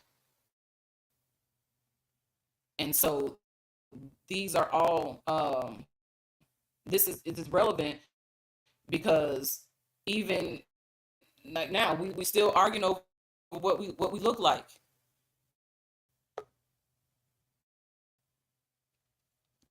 Lady Che is in the building. Finally, right? Welcome, Lady Che. Now we was getting ready. Sorry I'm so late. We was getting ready so that I could go to the hospital tomorrow. Yeah, I'm here too. I'm just on the other side of the computer. Jesse here too. He's just in the back, and we moved around the room and everything. So I'm so sorry I'm late. No, you're not late. You right on I've been time. looking forward to this. Oh, okay, then. Well, that's good. Well, right before you get started, Lady Che, I just want to say to Cruise Wavy here, who says it's shows like that normalized shallow and material, being shallow and materialistic, and I agree with you there. There is a lot of shallow mindsets and materialistic ideals that Your audio your coming in content. kind That of yes, thank you. So how you doing, Lady J? What's up? What's new? Tell us something. First, your audio is kind of weird. It's kind of coming in a little crunchy. It's like kind of staticky. I'm okay. I've been really sick with my heart and my lungs. So me and Jesse are making plans for me to go to the hospital and admit myself. But it's one of those things with Black people that like you know, you they won't just let you get well. They won't take you when you first go. You got to be extremely sick for them to take it seriously, and so you got to wait, and the shit just builds up. So in my case, I have too much fluid all over, and so I can't breathe. I can't release the fluid out of my body. Kidneys, this shit just that just seems really bad.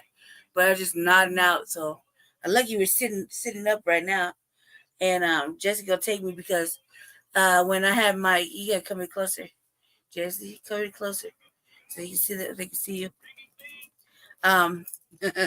So the thing is that we have to make preparations, but I'm like a little control freak, little micromanager, so I can't just leave without making sure my actual little spaces, you know, picked up and whatnot. So I'm not worried about it while I'm over there, because I might be in there for a couple of days.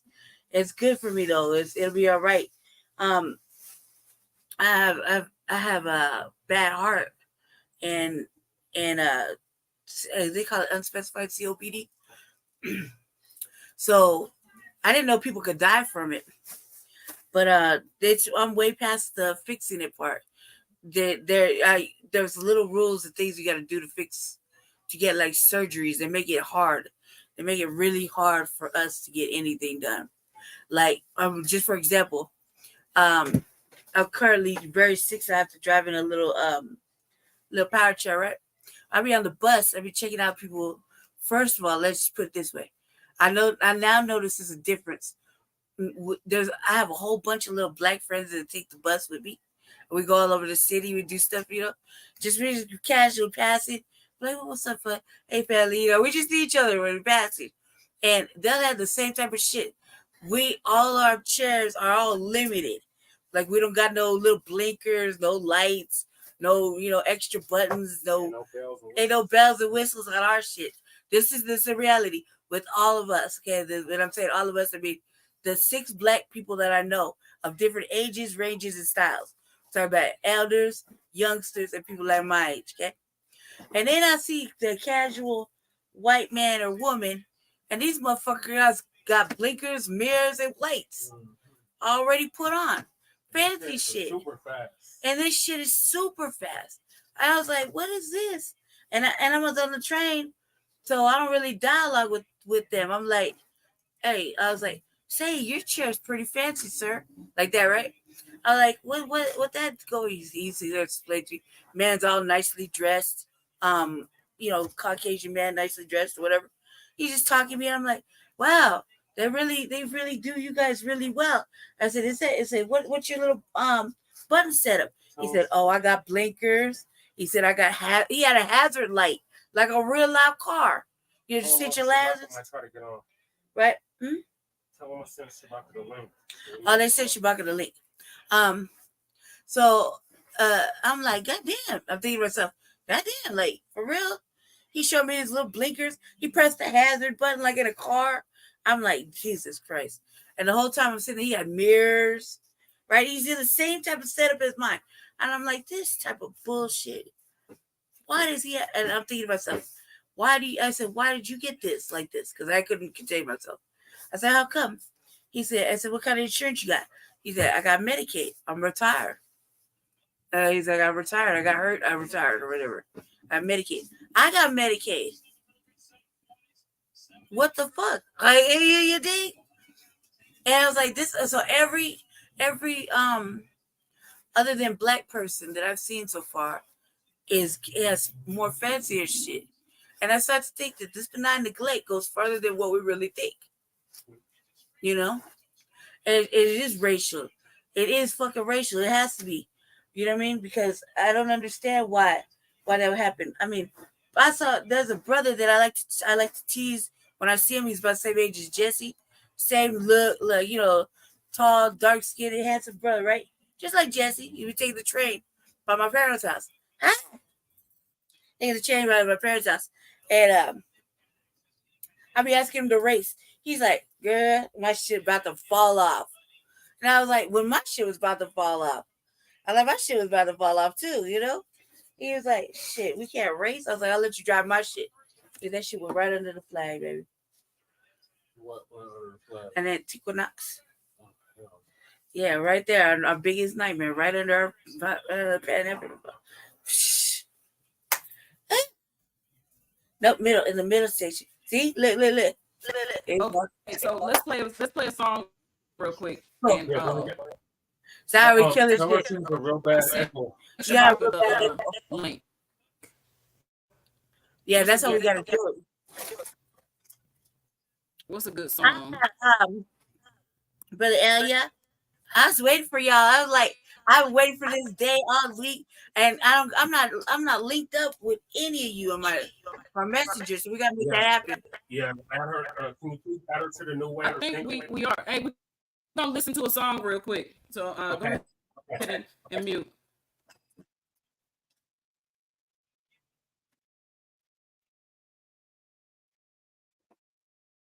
Matriarch LLC presents to you the Indigo Task Force. We stand against genocide, Mothers around and the unusual world. crime against women and children, population control, germ, chemical, and biological warfare, along with the invasion of foreigners, operating on our land, usurping the people and the resources unlawfully. Indigo Task Force. Mothers are the overseers of the growth and development of our youth. We are the Total Recall, the Indigo Task Force, the Total Recall of the Matriarch. We stand against genocide, cruel, and unusual crime against women and children, population control, germ, chemical, and biological warfare. Safe haven. Matriarch LLC stands with revolutionary women.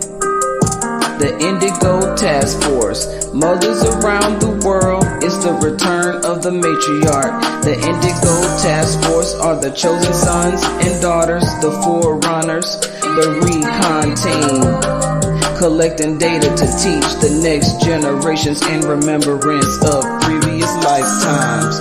We protect Indigo tribes. We are the Care Bears. Mama Bears, the Beanie Queens, protecting our legacy, our progeny, creating safe havens. Fort Matriarch got boots on the ground. We are the Indigo Task Force. We are the matriarchal power. We're standing in the gap as we keep it moving forward with boots on the ground.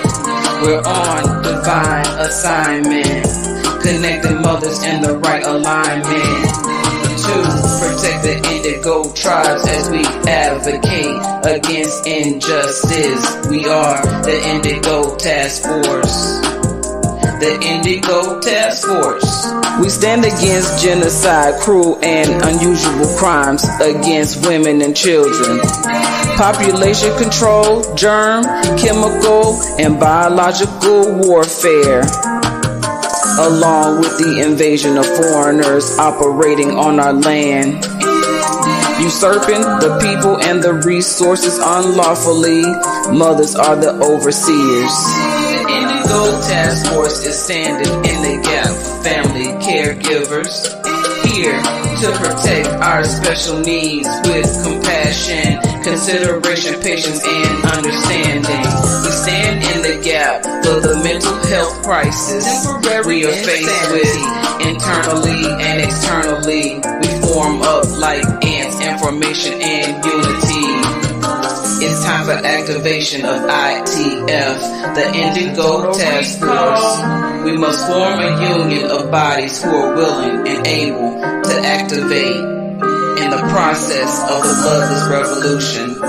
Is the only solution. Return of the matriarch. We are the Indigo Task Force.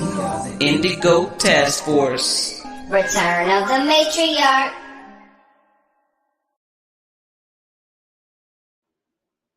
Islamism. Did you say the Indigo Task Force? Indigo. Yeah, Indigo. Okay. Yeah, I liked it. I was really happy that you made that. I was like, did you make this? I was so jealous. I called my brother maybe like a couple of days ago. He had a whole studio in his basement, and I was like, I said I got songs in my heart to get them off my chest. I said I just need to get out the crib. You'll drop some music. He's like, all right. He said when he had time, when he had some time off, like next week. That sounded really good. Yeah, yeah. Really, really good. That was really good. That's really good. Thank you. Are you doing your own mastering and producing? Mm-hmm. Are you doing your own mastering? Oh, yes.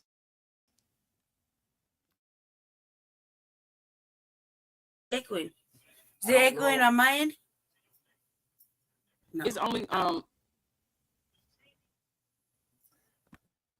we have to mute when the other person is up, when someone is speaking, and that way it doesn't cause the feedback. So might be my computer. I don't know. Maybe I should go out and come back in. Because we know now it's not gonna let me go. So I'm gonna come back. I'm gonna go out and come back in. But you want to handle those? You see Cruz, Wavy. I gotta go back to the comment.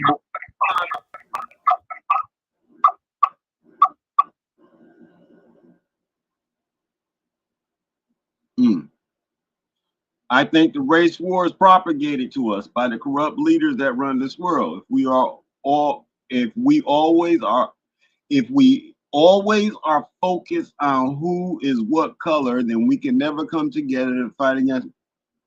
I constantly have to remind myself that there are still white people who stand beside us and fight on our side. Godman, Cruz, Wavy. I mean, it can't be said any clearer than that, bro. That is some of the truth right there. And some of the worst people who would harm us look exactly like us. And I mean, especially if you grew up in the hood, you know that. The average person who came,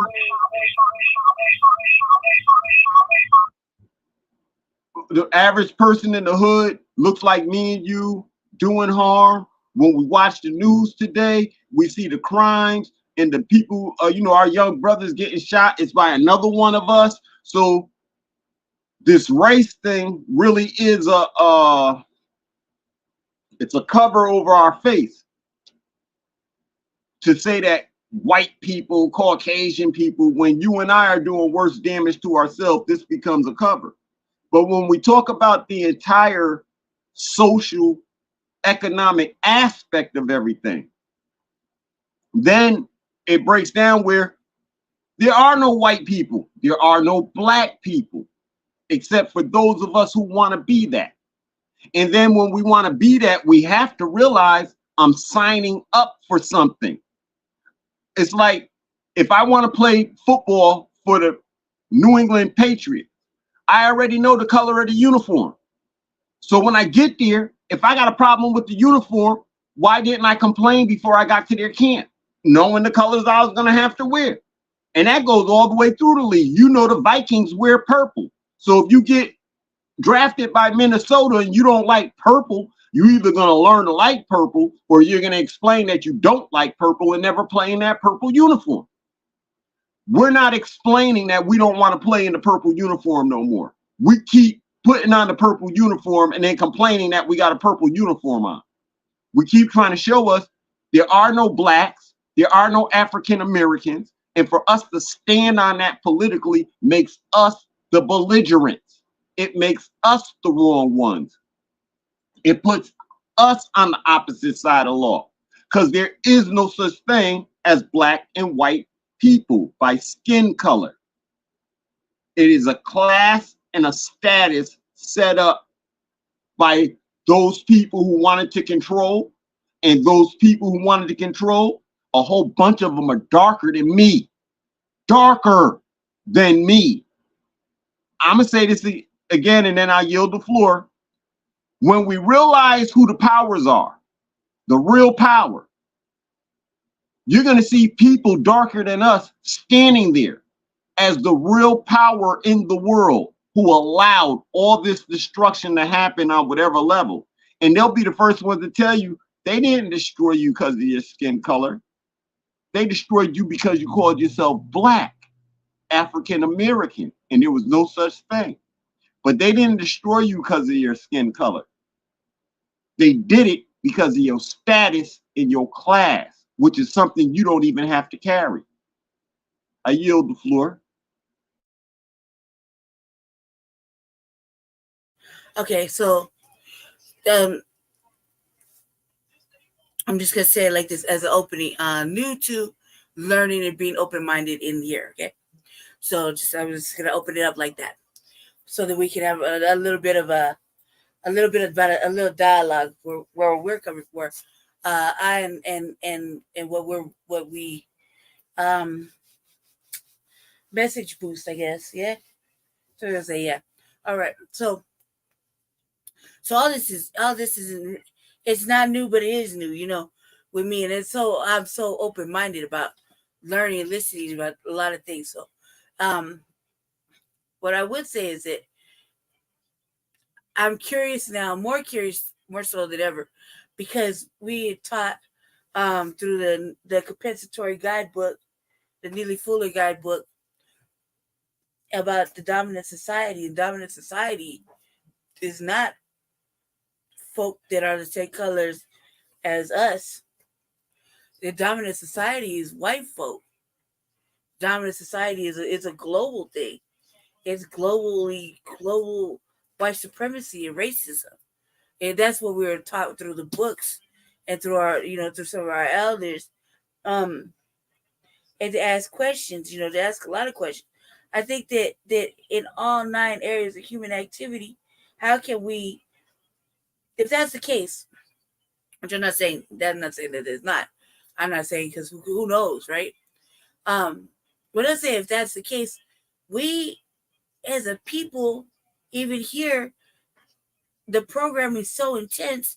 We haven't dominated not now one portion of the 9 areas of human activity, which is education, law, sex, politics, religion, right? Economics, entertainment, labor, law. What should I say? Politics, sex, war, and religion. And religion, war, religion, right? So there's 9 areas. I might have said it backwards, but I was saying it with Jesse too. Forgive me. We have not conquered any of them. We haven't dominated nothing. Some of us are still living in benign neglect. There's a real light system of oppression, even if we're oppressing ourselves by going along with the program. I think that's kind of where we're hinting at. Although, if it's not, let's say they do it, and you're saying that the motherfuckers that are running the world are like the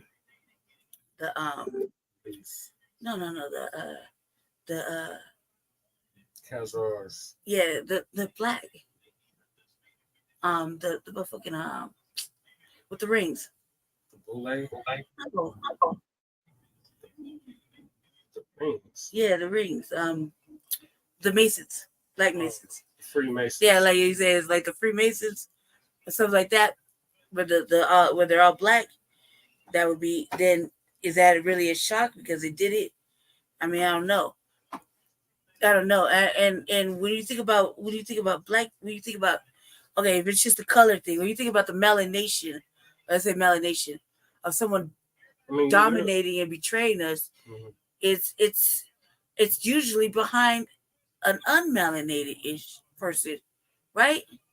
Yeah, usually curly. usually Usually it's it's a by the ideal of a OTB of a behind it. non-melanated individual that gets that done, that gets the melanated to follow their program. Am I not correct? I'm just asking because I'm curious and I want to know. I mean, let me say I'm just this. gonna put on mute. We I don't mean to mute you like that. But um asking for permission for anything or asking for clarity on who we are is backwards thinking. It's not forward thinking. We are in 2024, and the amount of abuse that has been put upon the people, melanated people, abuse, mental abuse, emotional abuse, physical abuse, spiritual abuse, all these different types of abuses have caused the people to not even trust their own instincts. You know what's right by what feels right. You know what's wrong when it feels wrong. Even when it feels wrong and someone is telling you something else, convincing you that that wrong feeling is right. These are things that happened as a child. These are things that we were groomed and conditioned to be acceptable and to be we're gonna deal with it on terms that are not real rather than the real terms, and we don't call things what they are because we don't want our truth to hurt the person that hurt, or the one, or that energy, or whatever that hurt us. So we begin to take it back into self, and then we become victims of self-hatred. Because if you're only being conditioned to hate self and to think of self as something negative, then you don't have anywhere else to look except for yourself when you think about the pictures or what has been placed in, or you have been conditioned to see when you see yourself in the mirror, or when you see people that look like you. You know, being lighter complected, there has been some privileges that are extended to women, especially, that are lighter complected over darker complected women.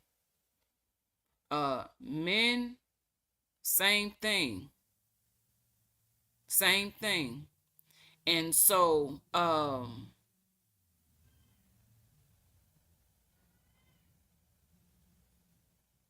this privilege that has been extended is further conditioning the mindset of superiority and inferiority and what that looks like, when really it's a mindset.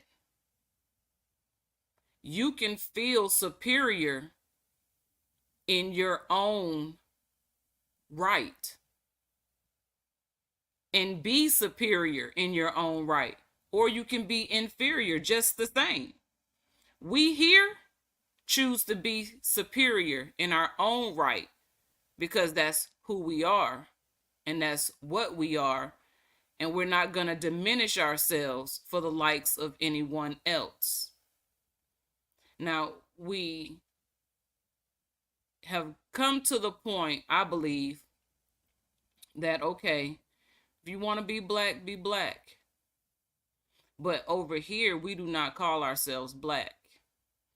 And, you know, we've been through this, Lady Che, Brother Che, and Shabaka, if you out there, you know, this has been an ongoing topic of communication between us since the beginning of our time. And I remember when me and Lady Che used to be like back and forth at each other. You know what I'm saying? And it's all good because I love Lady Che. If you don't know that, you know it now. I love you. And I respect you and I appreciate you for your efforts and all the work that you're doing, you know. And so I love you enough to continue to show patience even in the fact that we speak differently.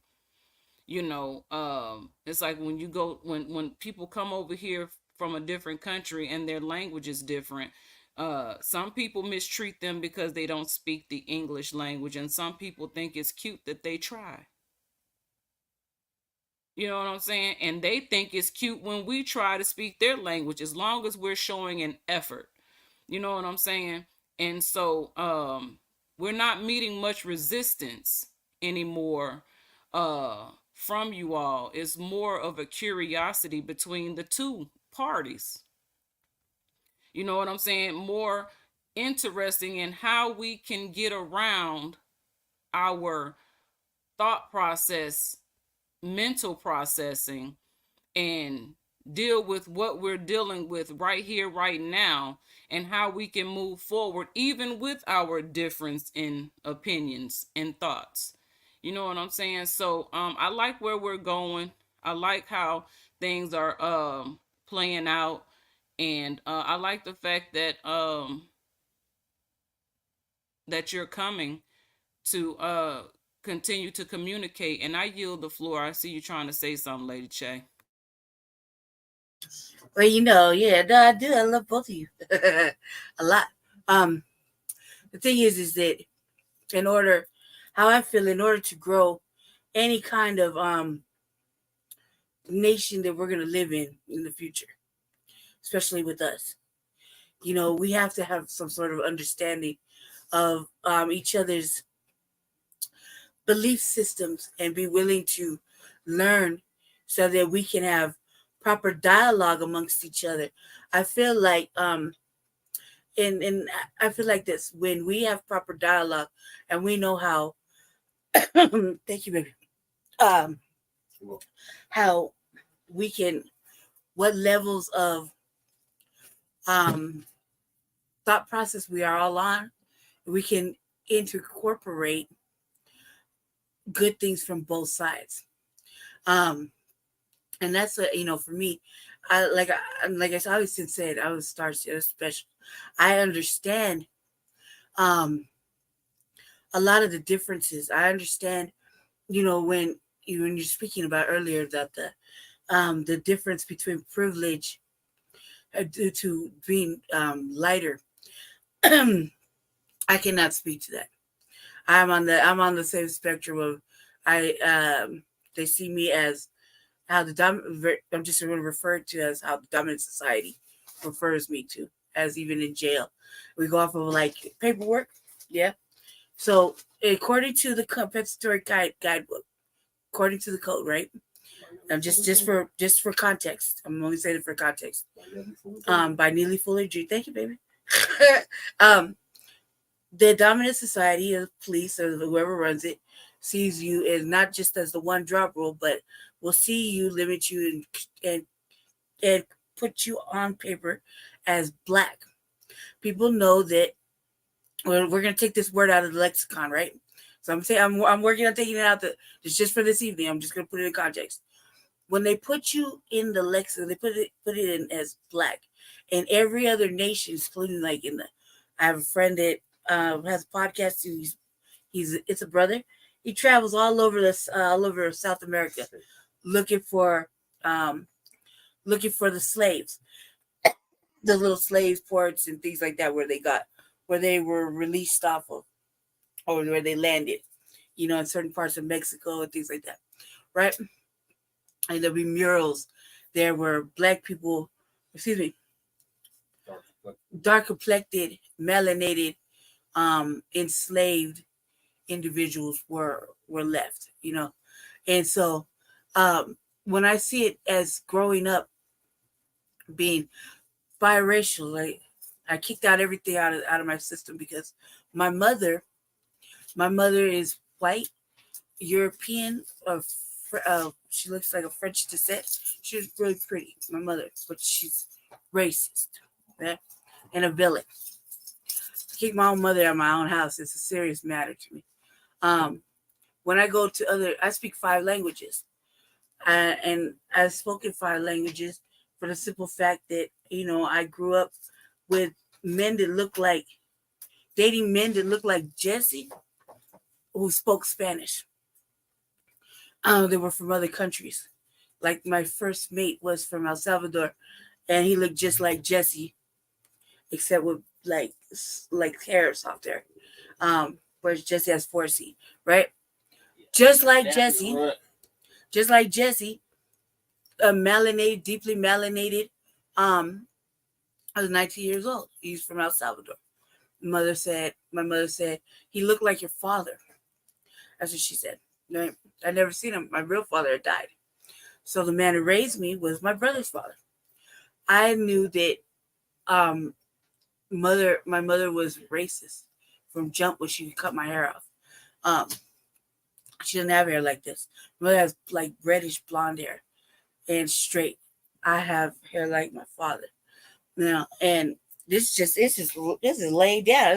This shit's on stretch right now. But what I'm saying is that I could see the difference when I went into the system. That I was a little girl when I went in the system. I was like 12 years old. I didn't have the same privileges as the white girls that went into the system. They were getting adopted. They weren't getting violated. They didn't have to move from home to home to home. They didn't have to go to jail. They didn't have to do all this stuff that I lived for a very long time until I was about 18, 19 years old. Until I started being on my own. I bounced around from home to home and to juvie and everything because I didn't have the privilege. I didn't have the privilege to go to school. I had the privilege to get a job. I never knew anything until really Jesse had to stabilize me. You see what I'm saying? With learning how to do budgeting and economics and stuff like that. My reading was good, but I can't do math. Certain stuff like that because I didn't have the privilege of anybody to want to sit down and really help me. And not everybody that comes with this skin is allotted that access. I've lived my life from the time I was 12. I've been in a whole Black experience. My mother is white, and my brother's father is Chicano. But when I got taken away, I wasn't able to be adopted, and my mother never came back for me. And I went into the system. I've been on a whole Black experience since. That's all I've been with.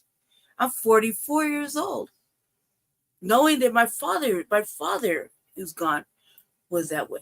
You understand what I'm saying? So in my mind, I see the privileges that other than Black people have, right? White people have. And I am envious of it. But I feel like, no, I've read books where we have created many things. We have done many things without their help.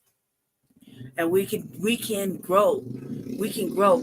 It's a shame I felt cheated. And I didn't get the real education that like even Jesse had. That everything I learned in school was a lie. That there was more Black theft, melanated theft of not just people, but of all sorts of things, economics, land. I felt cheated. The way the system works in school is lies. Everything is so whitewashed, or I want to say lied upon. I want to say whitewash. I want to say lied upon. You know, and that there's no, how do we figure out the truth? How does a person like me, who is not just curious, who wants to know the truth, who wants to be able to one day have a child with my mate? We've been together 4 years. I want to be able to have a child with my mate and give them the right, proper education so that they're not programmed. Now I understand programming to a whole new level, where I would be like, well, this is what's right, till I read something different, or that I saw on the TV that we're being programmed, constantly polluted. Our minds are constantly polluted. So then you got this, you see the difference with how we are within each other, or on one set of beliefs, on the other, and another set of beliefs. And I'm thinking to myself all night, I'm like, man, I want to know more about the Moors. I need to know more about the Moors. I need to know about sovereign nations. I need to know why we don't have one. I need to know why we don't really have a nation, whereas the natives allegedly have a nation of Native Americans. You know what I mean? Why don't we? Why were we, like, are we not deserving? Are we not worthy? Why are we still living in this melanated Holocaust? You see what I'm saying? I'm trying to take black out of the dialogue. See, I'm trying really hard. We're living in this. We're paying a higher, amazing job. Yeah, we're living in a higher melanation tax, personally, physically, financially. And I'm like, if I want to teach my child, it's bad enough I want to teach my child that it is dangerous outside to be melanated for a boy or girl. In my city, they won't even acknowledge that little girls are, for me, I'm 44. A little girl is, 14 years old is still a little girl to me. So if little girls are getting shot in the street, why isn't anybody talking about it? It's just me. And I'm the only one outraged. You know what I mean? Clearly outraged. Or little boys, I remember a time when little boys just played. You can't even let the little boys outside to just play. They're getting harassed by quote unquote neo-Nazis. You know what I mean? Being called out of their we call derogatory names that should never be spoken out loud to little children that are probably maybe 8 or 9 years old, little boys.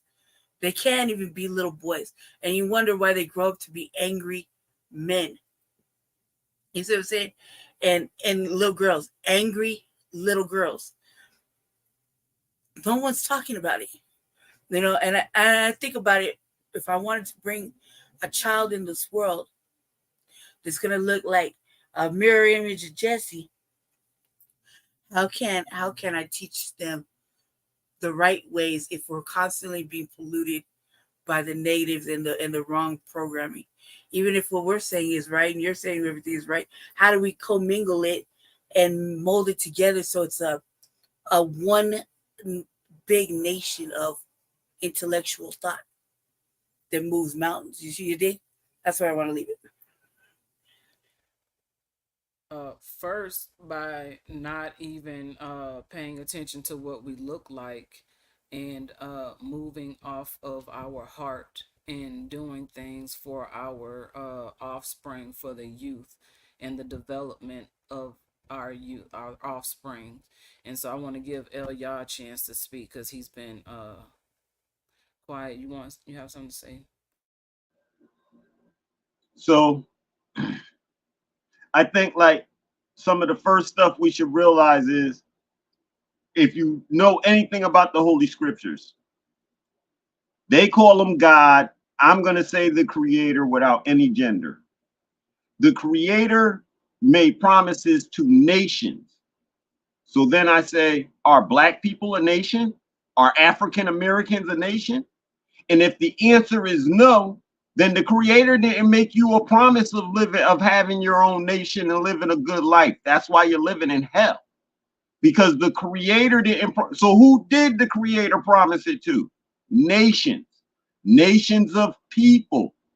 Who were the nations? And that's where we got to get back to. When we talk about our people, everybody, Oh, well, they was black. No, they wasn't. He was Songhai. He was Mali. He was Chaldean. They were this. They were Egyptian. They weren't black. They were Nubians, not black. So the first thing for me is to refer to yourself in the proper manner of your nationality, because the racism is where you get black and African Americans from. Racism is why you see white people. There are no white people. There are no black people. There are only nations of people. And if you call yourself by a name that does not refer to a nation, now you know why you're being abused, because you're not referring to yourself properly within law so that you're not abused. So when we study it, we find that Abraham, Moses, these different ones, they all, if we think about it, they seem to be wanderers. They seem to be people without a land. Even though it says they left their homeland in these different areas, they left to go into other people's homes. Now, who does this? And if we look at Caucasians, we're fools, because our people were doing it first. We were packing up, leaving. That's why they have videos out right now saying 5,000-year-old maps, 5,000-year-old maps that show all the continents, that show the whole everything. But it's a 5,000-year-old map. But according to their story, this place wasn't found until 1492. But they have a 5,000-year-old map that says that's a lie. So there goes a difference of 3,500 years. When we study history, they always try to take us back 3,500 years to Egypt, and they explain the story and the this, that, and the other thing. So it all adds up, except for the fact that in it, we keep trying to take our nations and make our nations black. Whereas no other nation, like England, they don't say white people, they say they're English, they're Englanders. Nothing about white falls on them. Nothing about the skin color falls on these people. When you at where y'all from? Nigeria. There's nothing. They don't say black. We're the only ones who use this way of identifying ourselves. In this way, we have to realize that this way of identifying ourselves is against the law of nature. For us to call ourselves black, African American, Ethiopian, Jamaican, Caribbean, all of these are what somebody else made up. And even as I'm learning a few things right now, calling ourselves Cherokee, well, there was a whole bunch of different nations that end up being labeled as Cherokee. But there was like 4 or 5 nations prior to that that was the people did not take kindly to being white. See, so while Star Akshita was in Germany, the people in Germany did not take kindly to being called white. Why? And over in Nigeria and places, they don't call themselves black. Over in Akubalan. How come we're the only system that uses these terms? And it comes down to us losing ourselves, being taken as prisoners, and then coveting on somebody else's trust that we had no business dealing with their trust. And this is where we are in the United States. The United States trust is for English people. It is not for you and I. But you and I fight daily to be within that system. And the only way they're going to let you in is as a black and African American so they can abuse you. And that's why we are where we are. Jesse said, what are your thoughts on the Freedmen Bureau? The trust. The Freedmen Bureau Trust. Well, do we see that Kamala Harris just made also. She's speaking on the Hispanic people are having a hard time getting homes too now, and she's turning the Freedmen's Bureau into something for everybody to use, because the Freedmen's Bureau, see, anything that the United States gave to you under the idea of black slavery, African American, you should turn that down automatically. This is a way of controlling you. Once I have you under this Freedmen's Bureau, I can control your everyday living. I'll make you a promise under the Freedmen's Bureau. And as long as I don't keep that promise, I got you in a loop. You're going to keep trying to survive every day. You're going to, and I don't know if y'all have these type of friends, but throughout the 80s and 90s, do you have friends today who are sitting around talking about a lawsuit that they're owed? And while they're talking about a lawsuit that they're owed from 20 years ago, they're living in shelters and stuff. And so all of the good stuff that they could be doing in their life, they're not doing it because they're still living off that 20-year lawsuit. That's what we're doing. When we say we're black, we're living off that as black and African Americans. When we keep trying to get at what they supposedly was giving us, we're giving in. Whereas those of us who are saying we're a nation, we don't care about none of that stuff the United States done promised us. We come in to get it on the other end as a nation. We come in to take it as a nation because they can't tell us no. And we know this. They can only tell us no when we're under them. The only time you're under them is as a black and African American. Yes, sir. Yes, greetings. My question is, what military do we have? We keep talking about a nation, and we're supposed to go get what is ours. We ain't got no military. So how we gonna go get anything? We don't have no military. We have no way to enforce anything that you're talking about. We the people are the military, and as we agree and come together and unify in uniformity is when we become a military or a militia. And we are authorized to be that and to do just that in the way of standing up to create what it is that we are to form. It's already there's nothing to create. We must form what it is. Everything is already written, is documented. We must form. See, there's a difference in formulation and formation.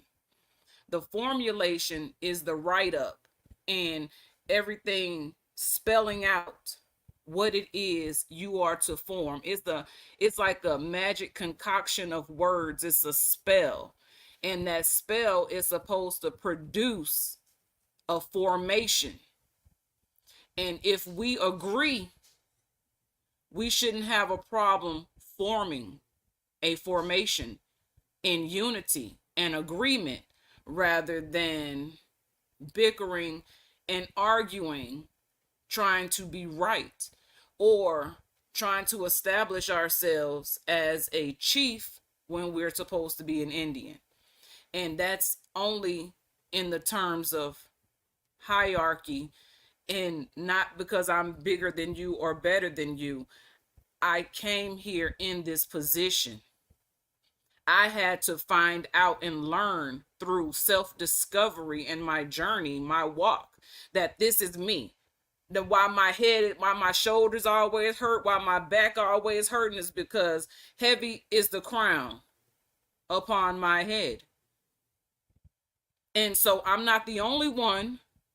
We all got to be wearing a heavy crown to be here right now. We couldn't even be in this conversation if we weren't. We just have to recognize our status in position in this communication. We're already doing what you're asking about. If we come together and show unity, then more people will be like, hey, you see what they doing over there? They got something going on over there. And you see these people that came from all different walks of life and corners and were first combating against one another while trying to gain understanding. Now that we have gained understanding ain't so hard. When you understand something, you can understand.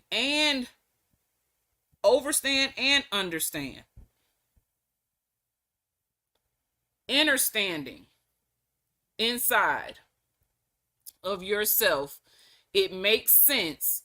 If it makes sense, what is the alarm in your system that says, woo, woo, woo, woo, woo, I don't agree with that? Now, when that alarm starts setting off in your mind as to why you don't agree with that, by all means, take a moment and analyze the information. Analyze the situation. Analyze the information that you previously had versus the new information that you have just gained. Now, where's the conflict between this information and that information, and why is my alarm going off right now? So basically the question goes back to who?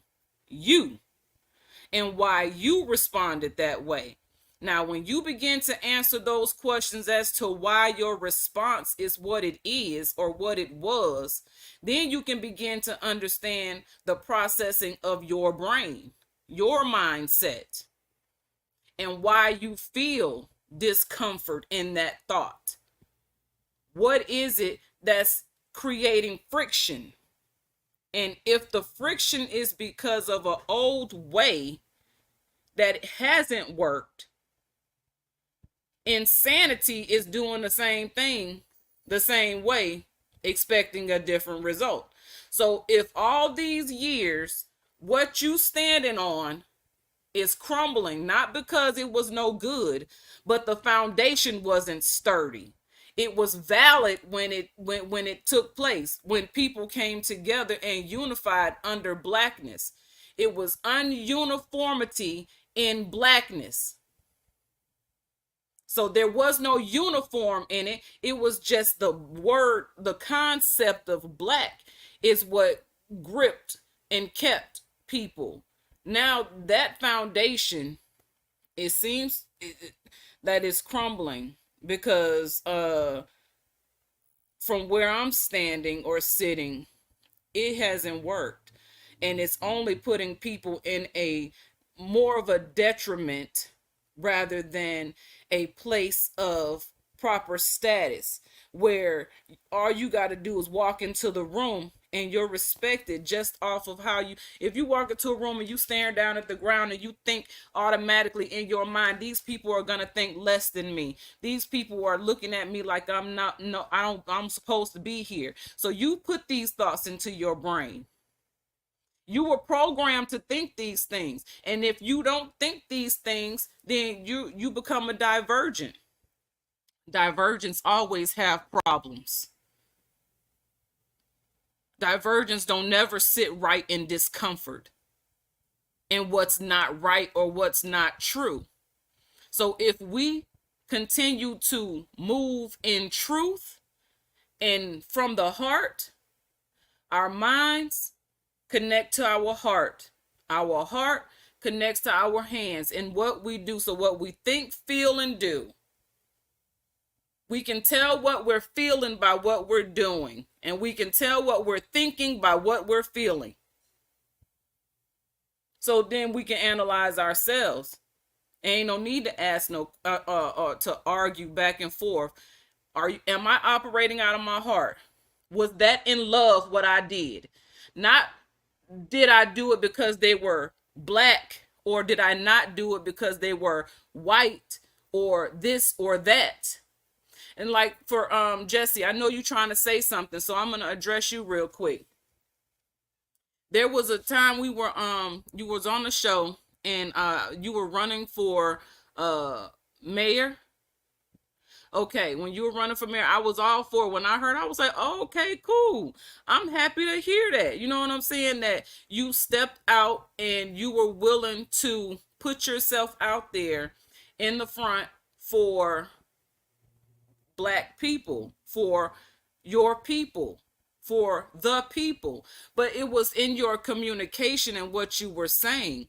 And I was trying to understand from you, how could you have such a mindset solely on blackness or black people when your constituents are multicultural, multi-ethnic, diverse in so many different ways. So if you want the people to trust you as a spokesperson for the people, you got to be speaking for the people. And it has to be a well-rounded, diverse group of people. Not just a one. I mean, but here's the deal. And let me say this before you come on. Let me say this.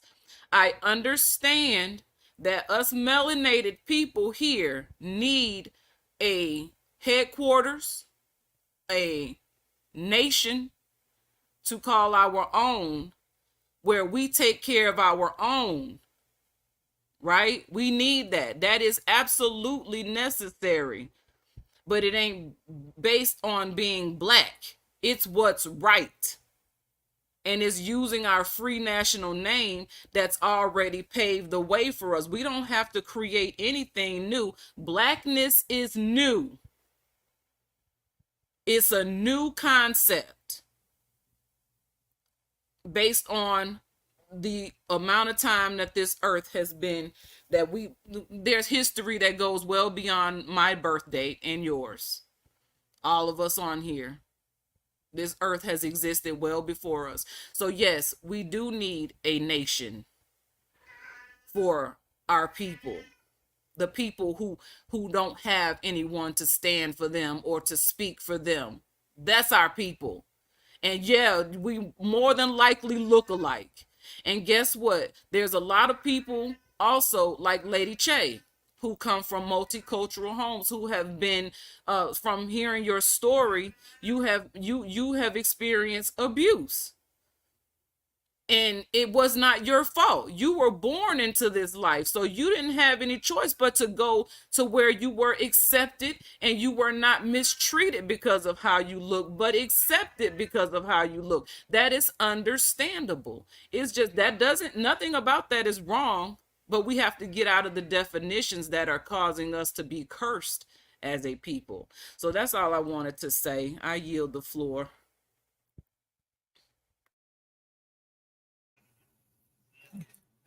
Okay. So a lot of times That profile so pretty. what the Moors are describing or discussing, it sounds too good to be true. We are living right now. No matter what we choose to identify as, the white dominant society is going to still see us as other than. So when you're talking about unifying, who are you exactly trying to unify with? People that are like-minded, people that have a similar complexion, similar lineage, and also freedmen is a status. Freedmen is also a trust. So when I hear y'all talk about trust and nations. We are literally a nation within a nation. As I've said previously when I came on y'all program, our classification changes every 20, 30 years.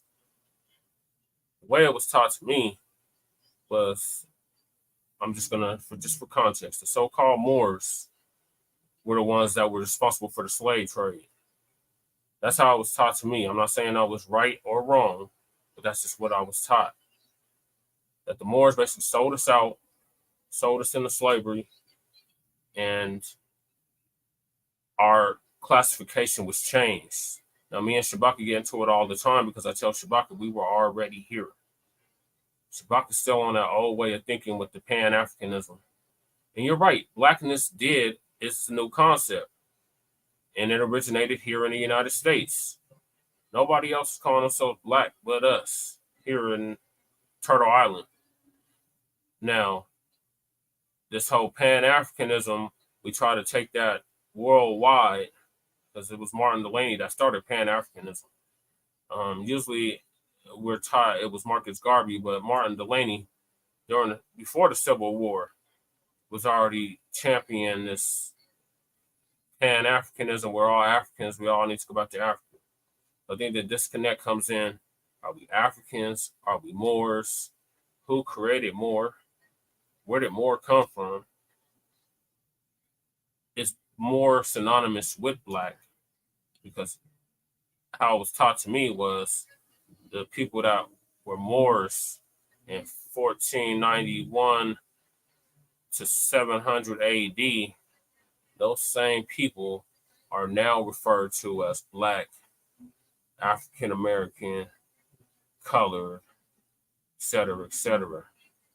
So I think the hardest thing is for, like I said, I'm a Panther Cub. My grandmother was a Black Panther. My father, or my revolutionary father rather, was a Black Panther. He started the Black Panther chapter here in Denver, Colorado. My grandparents were Garveyites.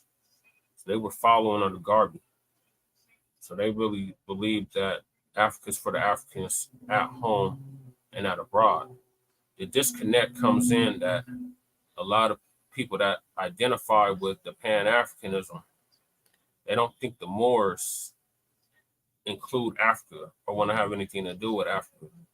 So that causes a divide and a rift right there, because we were taught that all of humanity originated in Africa.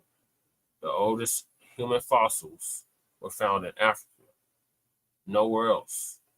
Now, the Songhai Empire was that the Moor was Mansa Musa and Bukhari. Were they Moors or were they Arabs, or were they Moors that were practicing Islamism? Because there were Moors that were practicing Christianity, and there were Moors that were practicing there was Moors that was practicing Islamism. There were Moors that were practicing Christianity. There was Moors that was practicing Judaism. And the original Aryans were what we would refer to now as black people or dark-complected people. And they were against Emperor Constantine. Y'all are both familiar with the Council of Nicaea.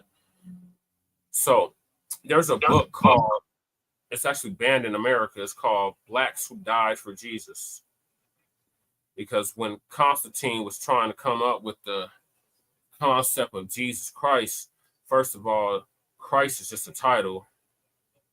And there were 16 other Christs before this person that was supposed to be the savior of a people, savior of all people, of a certain ethnic group or nation, if you will, of people. There were 16 other Christs.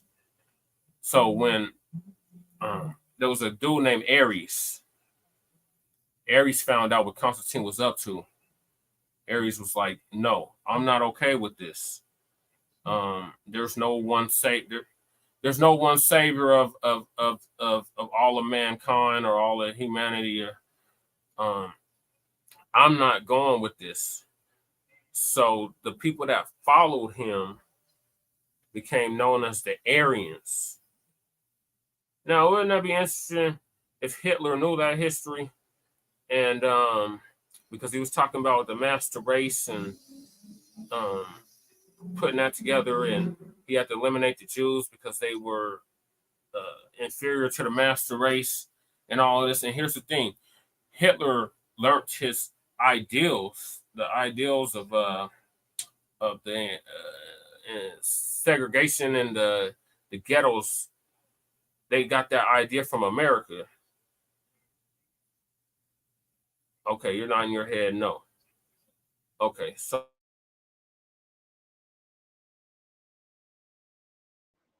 okay, if you allow me, I'll try to go backwards from the ghetto.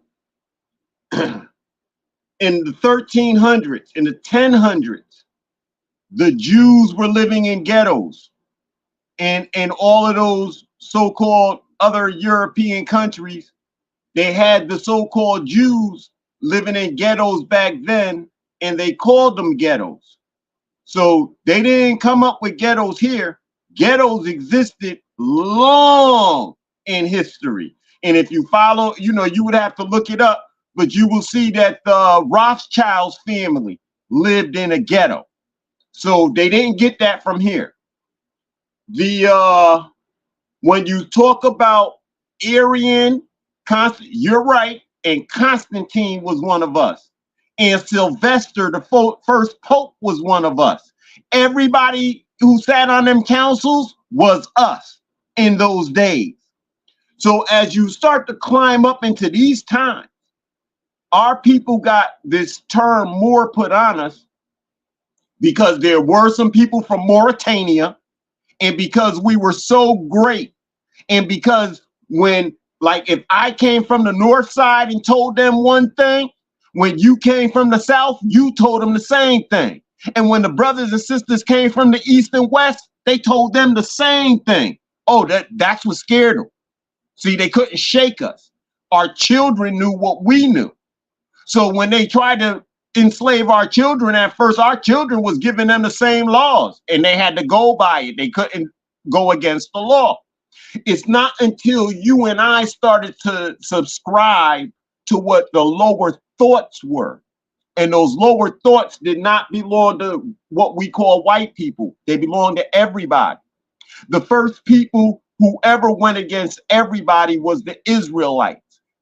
You got this dude who talked about Anatan being the one God, monotheistic God.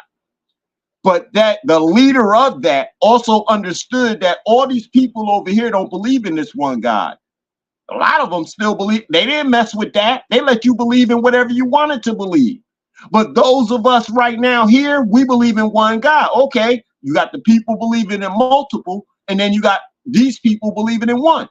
By the time it turns into Israelite, they're attacking people and making war on people through their God for this one God. This was me and you as the Israelites doing this to people, telling them what religion they're going to follow, how they're going to follow. This was our ancestors. So when we get down to the point where you say the Moors put us into slavery, the Moors were Muslims, Christians, and Israelites putting each other in slavery, putting everybody in slavery under these religions. So nobody's wrong and nobody's right in that statement.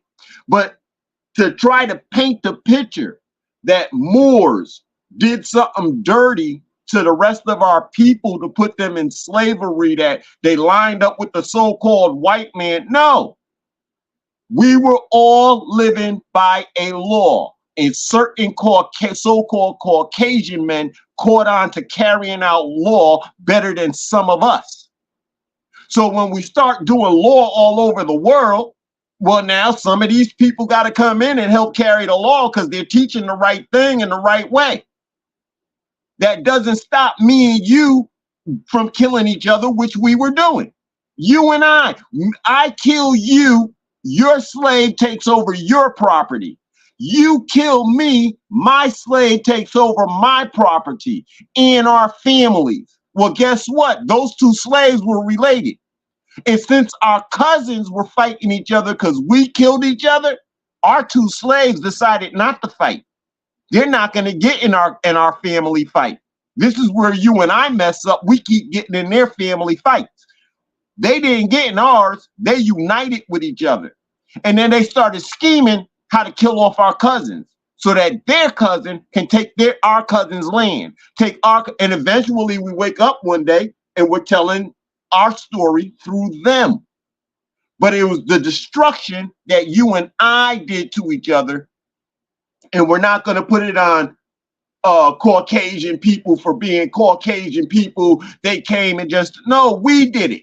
That's why right now, today, you pull back the Wizard of Oz cover, and what you're going to find is people who look like me and you who are in charge of all of this and allowing this to go on the way it is, helping it go on the way it is, assisting it, making sure that you and I don't recognize ourselves as a nation, because once we do, like all the services that they give us here, it's not needed. We can serve ourselves. But the question becomes, how do we serve ourselves? Do we know what it takes? If the world stopped tomorrow, how many of us would actually get up to be a farmer? And trust me, before me and you might, brother, but there's going to be a whole bunch who don't. And there's going to be a whole bunch of even more starving people on this land because people aren't going to, and a lot of us today, I'm not going back to slavery. So they're not going to go farm the land. Then they're going to be hungry. So now we got another problem. So I'd rather keep some of them Caucasians on the farm doing their farm and doing some of the stuff that's going on right now that keeps things moving and keeps ultimate poverty and starvation and hunger away from the world. When you ask about our army, our sons who are in the streets right now being gang members, that's our military. That's them right there. But they diminish me and you so much as parents that us being their colonel or captain, they're not going to understand it. Now we're trying to do something to them. Here's what they do understand: when after you told them to move, they didn't. And then I come behind them and tell them to move. And then they didn't move because I told them to move, because you told them to move. We sent 20 of us down there to make 100 of them move. Now they understand. 5 to 1, they'll all move with us standing there telling our sons to move, our nephews to move. I said, get it done. They'll do it then. But as long as they think they can keep me and you arguing with each other, or you and I, they know you and I don't see the same thing, they're not going to unite because you and I haven't united. We're the adults. You and I must find a way to unite. That means all of the stuff that our parents fought over, our ancestors, the religions, we're ignoring that. Whatever your religion is, brother, have at that. But we're talking about building hospitals. Now, how your religion going to stop us from building a hospital? We're talking about operating a farm. How your religion going to stop us from operating a farm? From doing the things necessary to secure our people. So there is truth in what you're saying, what you heard, and the way you're looking at it. But then I also say there's a lot of misleading with it, because there's a lot of Masons out there who never want to see the Moors rise. Never want to see the Moors rise. And so they have their stories out there about the Moors sold us into slavery. And it's easier to accept something bad about people than it is good. So when you're told that the Moors accepted you into slavery, you kind of, you feel that. I would feel that too if I got the teachings in the reverse. Oh, was the Moors? F the Moors. Then one, but when we study it for real, we realize that saying that is like a fictitious statement, because everybody was enslaving everybody. So when you say the Moors did it, you got the Muslim Moors, you got the Christian Moors, the Israelite Moors, and then you have the Islamism Moors. The Islamism Moors would be considered pagans. And this is what that Abrahamic faith, those Islam, Christianity, and Israelitism, they were out shut down to paganism. Because in the paganism, the matriarch was the ruler. The mother was the ruler as opposed to the father. So these three got together to beat up on our mothers. So they beat up on me and you, to beat up on our sisters and daughters and sons. But they did it through fictitious teachings. And coming to today, the fictitious teaching is the Moors put us in slavery. Then you're ignoring everything else about who the Moors were, that it wasn't one particular group. It was everybody was a Moor who was us. In England, France, Germany. Remember, we were there before the Caucasians. Before the white people, we were there. So when you get to the 1600s talking about King James, guess what? King James was a Moor. All them princes and kings back then in the 1400s, the majority of them were us. So yeah, the Moors put us in slavery, but let's not act like it's this particular group of Moors when it was all of us as one big national, international family who did this dirt to us as a group. But today, there is a group of us hiding behind the curtain who are pulling the strings with everything. I yield the floor. Okay, for the most part, everything that you said, I've been saying for years. I literally said that our military was the gangs. We need to redirect the aim. I said that when I was running for mayor. In regards to, that's why you didn't win. You scared them people when you said that.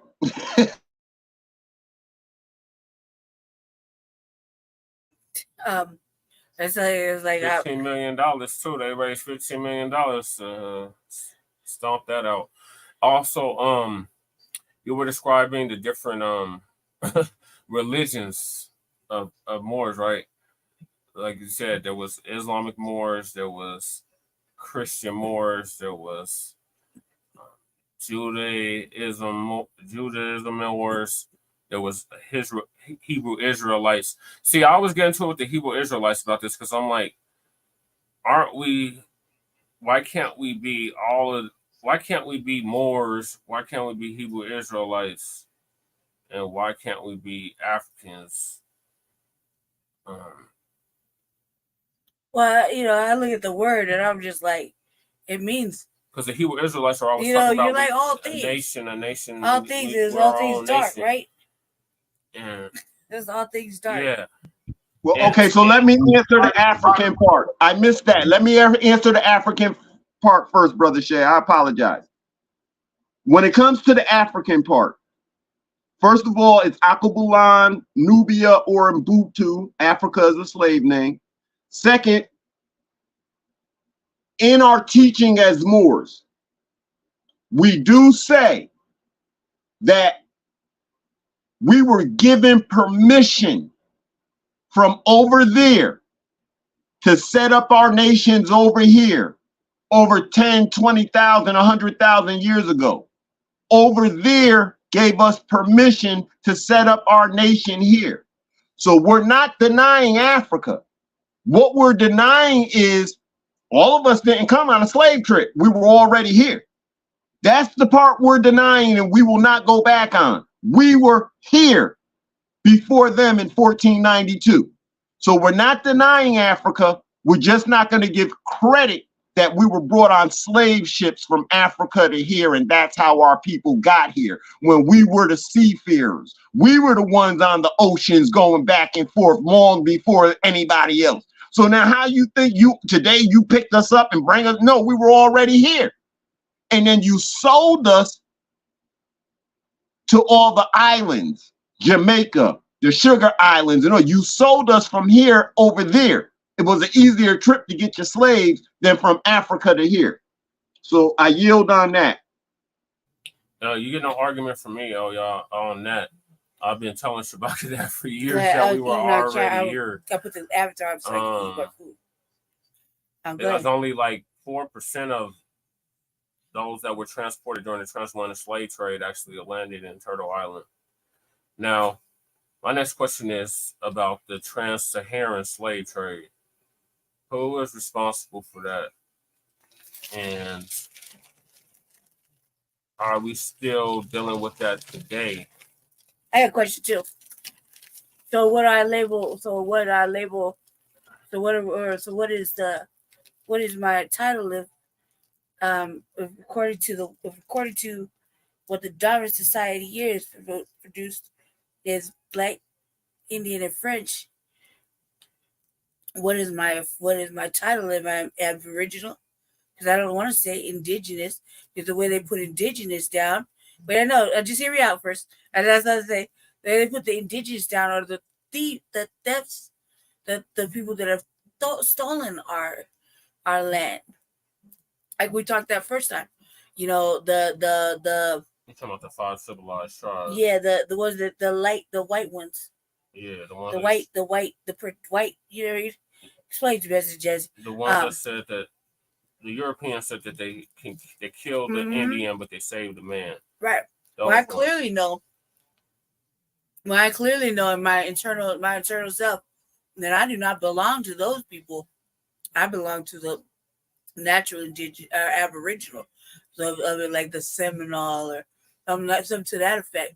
You know, to the more Well, Seminole means runaway. to the more the more darker people that were here versus the pretend English or British or whatever came that colonized and created this pretendian situation is what I want to say. Excuse my language.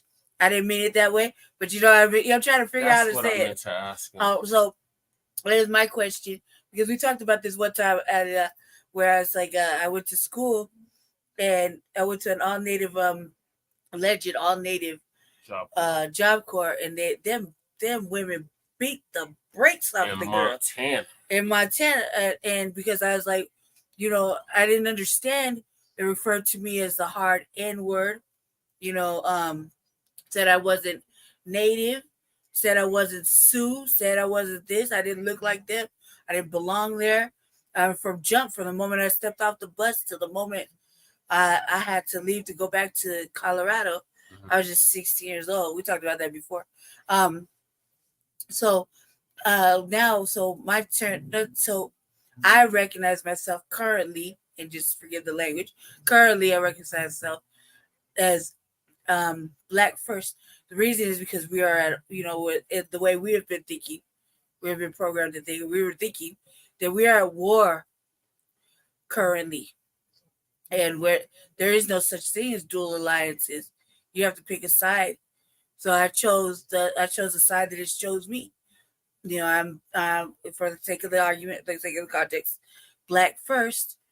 And that's that. Yeah, I recognize that my mother is whatever, but my mother didn't raise me. I wasn't raised with them at all. I was not raised with them. She's been sick. She's been gone since I was a little girl. I don't raised by that. That was my question, but that's for later for we ponder. I'm gonna let Jesse talk for a second. So I had another question. Can I say something real quick? Cause yes, ma'am. What to Lady Che? The funny thing, you just helped me to remember. You know, growing up, I was never accepted by Black people. The Blacks didn't accept me. It was the people that were melanated like me, but they were Cape Verdean, Brazilian. They were from other parts of the land, you know, like Louisiana, California, Chicago, and they brought all their cultures with them. Yep, exactly. That's what I was saying. Was it Colorado? Because I came from California. It was not the Coloradan like natives that were born here.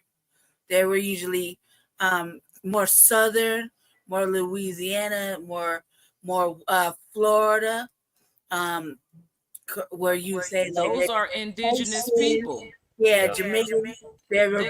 Those are indigenous people, and they have a different mindset. They don't generally carry the mindset of Blackness. It's tribal, because I'm from Mobile, Alabama, off the Gulf of Mexico, and in that area it's very tropical, and we don't view those types of lands here as the tropics, but they are the tropics of this land, just like Arizona is the desert of this land. And then you have the grasslands, you know, you got the swamp lands, you have all these different types of terrain. So point is, that area is tropical, and usually in those areas that are more tropic, no, not just that area, in all areas, there's tribal affiliations, and that's your family, your bloodline. And the bloodline, that those affiliations to the land have been tainted. When you agree to be Black, you separate yourself from the land. And so that's the detriment in using the term Black, or continuing to use the term Black. Once you know better, you do better. Once you understand that, okay, yes, there was some camaraderie in blackness.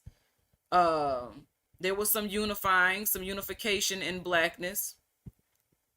But when you understand that using the term black counts you out of everything that you fighting for, then a level mind, a balanced mind, a mind in ma'at, a mind of ma'at, can differentiate the circumstances and change behaviors. We were given the power to change instantly based on, okay, so if you touch that, it's hot, you touch it and keep burning yourself, or you don't touch it, excuse me, and you go away from it, or you use it accordingly. There's a time and a place for everything, even blackness. But you can't live in that. I'm saying what you can do and what you cannot do. All I'm saying is if you want what you want to tie yourself to the land. I think that's the easiest way that I can say this. Tying yourself to the land opens up your access to birthrights, which are yours. And if you never claim them, it continues to recycle and be used towards the corruption that we are fighting against, that we are working against right now. So I choose not to be a part of the corruption. I choose to be a part of the solution to a growing issue, a growing problem. And it's going to take change to make a difference. And I understand that in my own space, I must be the change that I want to see. And in myself being the change that I want to see, my intentions are to encourage others in my walk as an example of that change and what that looks like and what that sounds like, and to not deviate from it because of a misunderstanding or the lack of understanding. So knowledge is wealth, and knowledge is our power, and people perish for the lack thereof. So if we're looking to carry on for generations and to continue to build our legacy, to grow, we have to grow beyond this mindset that has kept us as a people underneath corruption. It's going to take us to do it. They're not waiting on them to say, oh, I'm sorry. We didn't mean to do that. We take it all back now. Well, now we're going to pay you. They're not going to do that. They want you, us, the people, no matter who you are, as long as you spending them fiat notes, currency, making waves, wearing other people's names. Isn't it funny how they brand cattle and the clothing that we wear becomes our brand, and how we branding ourselves, what we standing for? So when we wear those brand names, we're standing for what those people stand for. That's why after that whole, I'm switching up a bit, now that whole Balenciaga episode, and then when I still see celebrities, artists, people in the entertainment industry still wearing those brands, I question who they truly are and what they truly are, and their intentions in the music that they're making, and question if I even want to listen to their music or not. So, by how people brand themselves is how I choose to give attention or not to give attention. So basically the same thing. when it comes to information and how we receive information. You standing for whatever it is. So if they put in the dictionaries the definition and description of what it is to be Black, and when we speak on language and the difference in language and the language of law, and you understand that English language is an infantile language, is the youngest language, is the newest creation of language, except for Ebonics. They created Ebonics since I've been here. You know what I'm saying? So they came out with a whole Ebonics dictionary, and that was to make the Black people feel a part of language. They wrote a whole different dictionary for Black people, and it's called Ebonics. And you can't, there's no way you can keep up with Ebonics. We make up words by the second. I can make up several words right now in the midst of all this, and all y'all will know exactly what I'm talking about. I ain't never heard the word before, but I bet you know what I'm talking about. Right. That ain't got nothing to do with what we look like. It's about it's got everything to do with our mindset and how we're operating in self and what we're opening our minds to understand. So if you can understand something you ain't never heard before, you can definitely understand something that has historical factors that can be researched and found in your own time without convincing. And when you see the wars that have come at the initiation of the change and deviation from religiosity and religion, that started everything. Even in the history books, religion starts the wars. And still to this day, everything is covered up and backed up behind and within religion. So that's why we don't do religion here, because it's a problem. Yes, I agree. Religion is a problem. We gotta go here, certainly, because I have to go to the doctor's tomorrow. Yeah, you definitely need to take care of yourself, and thank you for sharing that information, Lady Che, because I think it's important that we know, because we be here, you know what I'm saying? Yeah. So I sent you a message on your Facebook Messenger, good. from El Christina Ma'at page, and I requested to be friends with you on the El Christina Ma'at page. So just link up with me on there, because I want to keep up with you. Even I don't care if we just talking about the hospital food and you know what I'm saying, and how you don't like the color socks they gave you to put on your feet. So I don't care what it is. We can talk, and I'm here to be with you through the process. You are not alone, and Brother Jesse, you are not alone either. You know what I'm saying? We support what y'all got going on and what you doing, and definitely all about health and wellness. So please, you have done a lot, you have said a lot, and you have, I believe, overextended yourself to be here. And I can't tell you you're wrong, because I'm over here all hunched over and hurt. Enemy is the crown. That's for sure. Yes. So thank you for the crown that you wear upon your head, and the fact that you are learning to balance that crown in the best way that you possibly can moving forward. And I think the most beautiful thing is really the opportunity. Most people don't even want the opportunity to learn. They want to close their mind off to the possibilities of other answers to what's going on in the world. I was talking to Jesse right now in the midst of that. I was saying,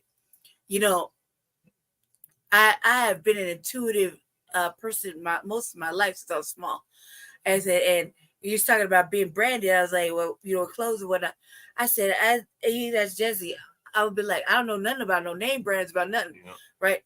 And I used to say it as little, when I was little. I don't know nothing about no name brands. I don't know nothing about name anything. I've been like this my whole life. And the reason I told was like, because I'm not chattel, right? I'm not chattel, right? I'm not nobody's kept anything. If I was in a long time in another day of life, that's different. But the mentality has always been the spirit to not be captured and caged in one area or arena of life. And that means even in mindset. My mind is free, so it's free to accept and open to learning things. I cannot, when I say I won't be programmed, there's something inside me that allows certain things to come in, and I want to learn because I'm curious about them. And if it was wrong, there's nothing wrong with my internal working inner bells and warning systems. If there was something not right, I would have felt it. It doesn't matter how sick I am. It doesn't matter because I stay in tune with the core of the earth and the universe. I stay in tune all day long. So right now my feet would probably be touching the ground if I wasn't touching the floor. So I'm sitting there like this with openness, and I think that if it's a detriment to whatever we are to not be open to at least the possibility, of understanding, because you have people like me that have been like, well, now that I think about it, it wasn't American, it wasn't FBAs that really welcomed me. It was their mothers and fathers that worked for other places, Caribbeans, from the South, from different areas that took care of me. I came in the system, my whole eye was just out. A system fixed it. It was the doctors couldn't fix it. Whole broken face. I was just a little girl, and I remember just being took in and educated in the ways of survival. And it was people that taught me. They were just like us, But the sisters that raised me, that took care of me when I was a little girl, when I was really sick, they were from other people. They were from other places. And I used to tell my sister from Louisiana, I used to be like, my mother should have just had me on a bench out there in Louisiana and just left me. Somebody would came pick me up, and I would have been loved and cared for and nurtured the rest of my motherfucking life, versus how I was dealt with. I don't even know why the lady wanted to have a baby. You know what I mean? She just had me on the bench, just straight up, and somebody would have found me and cared for me, because that's how it's always been a vision, that I wasn't alone, and I didn't have I would have had a proper mother. So sometimes it's a bad thing for a woman to grow up knowing that they have a father that has to play both roles, but not having a mother as a girl is a terrible situation. Or to rely on other people's mothers to raise me. I had other people's mothers to nurture me and care for me, and so I knew what mothering looked like. And there was a big sisters to take care of me. You know what I mean? So I learned, but it was not my mother that gave me life or gave my brother life, and whereas he had the opposite effect, he had both, it still would find that we had the wrong mother, to nurture and care. I didn't even know what nurturing was. And that revolving cycle messed up the children that I had previously in an earlier life. My children now are really grown and they're living their own lives, but I messed their life up by carrying on the same ugly patterns that my mother had left within me, and so now that I've had plenty of time to clear that out, if I wanted to have a child, not right now, but not well enough at all, but if I wanted to have a child, I would do the opposite of what I was given. As far as from my mother, I would give a lot more nurturing and the nurture skill sets. For me, I'm multifaceted, super intelligent and talented. I create things all day long. I would nurture that. I felt like no one nurtured my natural talents. Instead, it was more shamed. and hidden away. So now we got to deal with an adult that can't speak correctly, is ashamed or embarrassed because they want to talk about being one with the universe and no one else does. You understand what I'm saying? So if I could do it again, fresh start, I would definitely nurture my child's things. Well, let's Get start. it. Let's start and let's nurture you. Um, and I'm willing to. I mean, not saying that I'm. We the same age, but you want to know something? Age is only a number. It's experience and basically spiritual maturity. Um, when it comes to the processing of emotions and things. And so I don't ever talk about this, but you're making me talk about it tonight.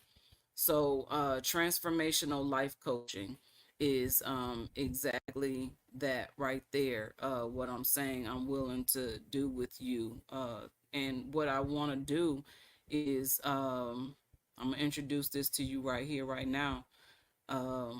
Work with you individually, and we're going to create a song together. And that's how we're going to work on nurturing your skills, talents, and abilities to pull that up out of you, because it's something in you that you're going to pull up out of me. And so we have something to give one another.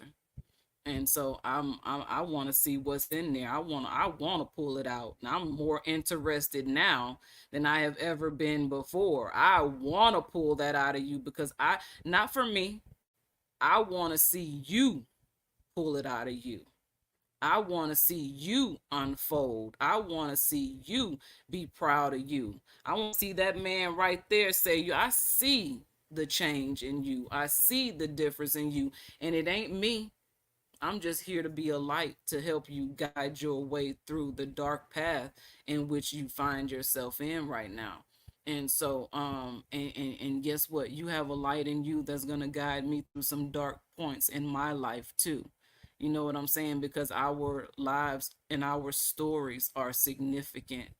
And this is how we help, and this is how we heal ourselves and assist others in the same process. So if you willing and you ready, we can do it. And we introducing this right here and on this broadcast. So this is a landmark for our journey. You know what I'm saying? And so we can move forward like that. I wanted to also share too. I have a friend. I was in the And now we waiting for your release to come out. Oh, yeah, and so that's all gonna pour out into, that's gonna develop itself. And that's gonna be the beauty in it, because we could have never just sat here and been like, hey, me and Lady Che are gonna do this, because it'll never work that way. It won't, because we have our ideas of what we think this is supposed to look like or whatever. But when we go into a individual personalized work with one another, we pull things out that we weren't expecting to find. And so that's what's going to create something divine. And I'm willing, and I'm ready and able to do that. But I do want to say this real quick. I got a friend of mine who's in the Army together, and she's experienced reverse racism, and she shared this with me here recently. She was from the islands, and she grew up, and all the black kids were the ones who taunted her, screamed, and made her feel like she wasn't welcome. They made her question herself. They made her hate herself. And instead of opening up to her parents about what was going on, they lived this life of just do right by people, be of service to your community and things. And so she's all of these things still to this day, but she's found herself in a situation where she's kind of like been so curious about the black people and why they hated her so much, or why they disliked her, and then and at the same time looking like her. And she's darker complected, she's not light complected, and they look just like her. And so to this day, she's trying to understand why.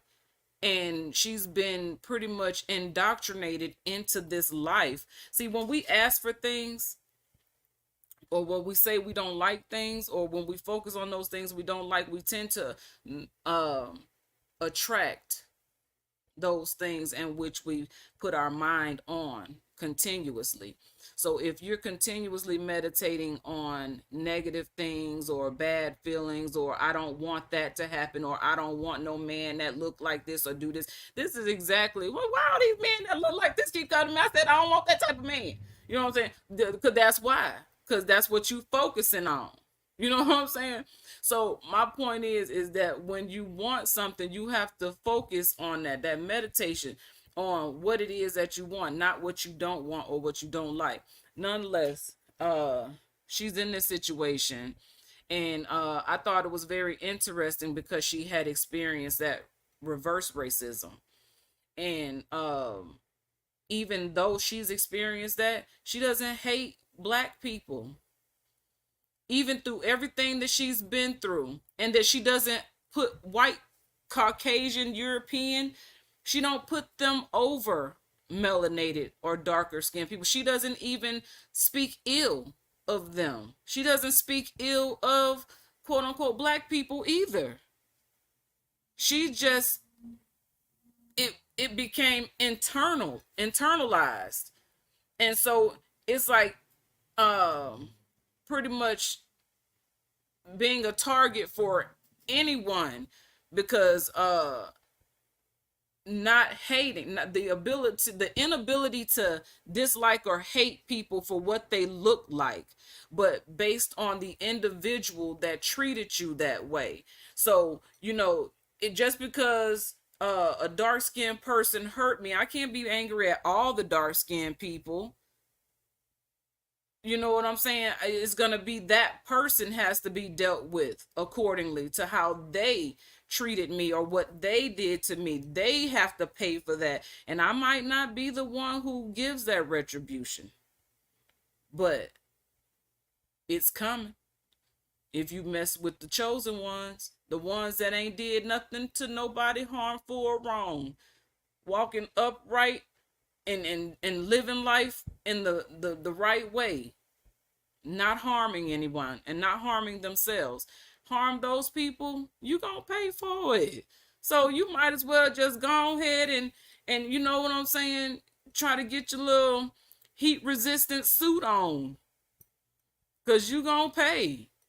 So, you know, I try not to have I don't have ill will on people. If we have a disagreement or a you know, misunderstanding, then that's just what it is. I ain't even got time to argue with nobody no more. So but that's all I want. I just wanted to share that story about the reverse racism and the fact that it goes both ways. It's not one-sided. It's not one way to skin a cat. It's many ways to skin a cat. So we can find different solutions. Well, there's only one solution, and that's righteousness, to live right, to do right, to go against what is wrong. That's the only solution. And if everybody was doing that, then no one would have to be standing over your shoulder making sure you're doing the right thing, because you're trusted to do the right thing. And if you're not trusted to do the right thing, you're getting your hands cut off. You know what I'm saying? You're getting your feet cut off. You're getting your tongue cut out. You know what I'm saying? You might even get decapitated, because ain't nobody got time for that. Ain't nobody finna play with you playing around children. You know what I'm saying? So it's like that. You could look any kind of way. You're just, oh, yo, he's black, we are gonna cut his head off. We're just gonna, you know what I'm saying, slice his arm or something. You know that? No, you can get it too. Do wrong. Hurt one of these babies. Oh, you can get it. And I guess what? I don't mind being the one to call the order. Get him. Or get her. You don't get to hurt people and keep on living like you good. No, you're not. You're not safe. And that's in a pluralistic environment. Majority rules, and majority is living right, and you are in the minority living wrong. You will be dealt with. Dog need to sleep. Got doctor tomorrow. Appreciate being able to witness the real talk right now, bro. And the hate should continue if y'all still. Cruz Wavy, we appreciate you being here and adding in what you added in, brother. It's your first time. Thank you for being here. You don't turn it around. They're like, go ahead and let me out. Are you gonna tell us to talk to him? No, we gotta lay it down. What I was gonna say is, let me lay it down. I'm gonna answer your things tomorrow. The messenger. I'm gonna accept the messenger and everything. I'm gonna look at the messenger. Now answer it here shortly in the way it's aligned. It's in alignment, and we get started on everything that you was talking about. It's just that shit. And so I'm gonna go ahead and go because I do have to get up. It's like 12 o'clock here. Much love. Thank you for having us. I learned a gang today. I learned a grip. That's a lot. I learned a lot. And the learning don't stop. So, we constantly evolving, and this brain will evolve all day long. So I want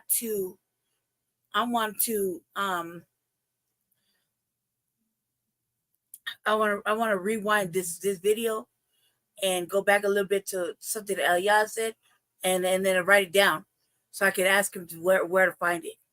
And something that Jesse said, but I can't remember right now because I do need rest. So I'll be in touch. We'll be in touch here in the next couple hours, later on in the day or whatever. Thank you for having me. Thank you, Thank you. Yes, thank you for having us. Thank you for having us. We're gonna go, and we love y'all. Yeah. We love y'all. Love you back. Love you back. Thank you for being here, brother Jesse. Rock. Digging them, brother. You all the right questions that you're asking. Everything that needs to be asked to move us forward. I appreciate that, brother. Because I don't want to just sit here and tell you rah. I like you coming back and showing your intelligence on this table too, so our people get a full understanding of what both were saying. Right. Because even though y'all say Black and African American, I need more Moors who move like you, who are out here willing to make moves and be honest about themselves. Because I'll be the first to tell y'all about the fake Moors, dirty Moors. I'm not scared.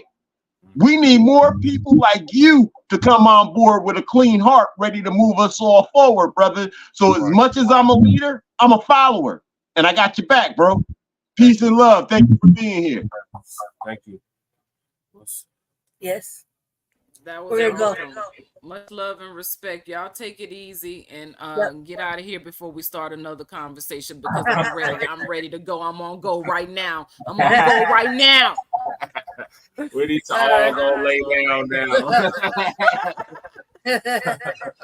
Y'all have a good night. Y'all too. Bye.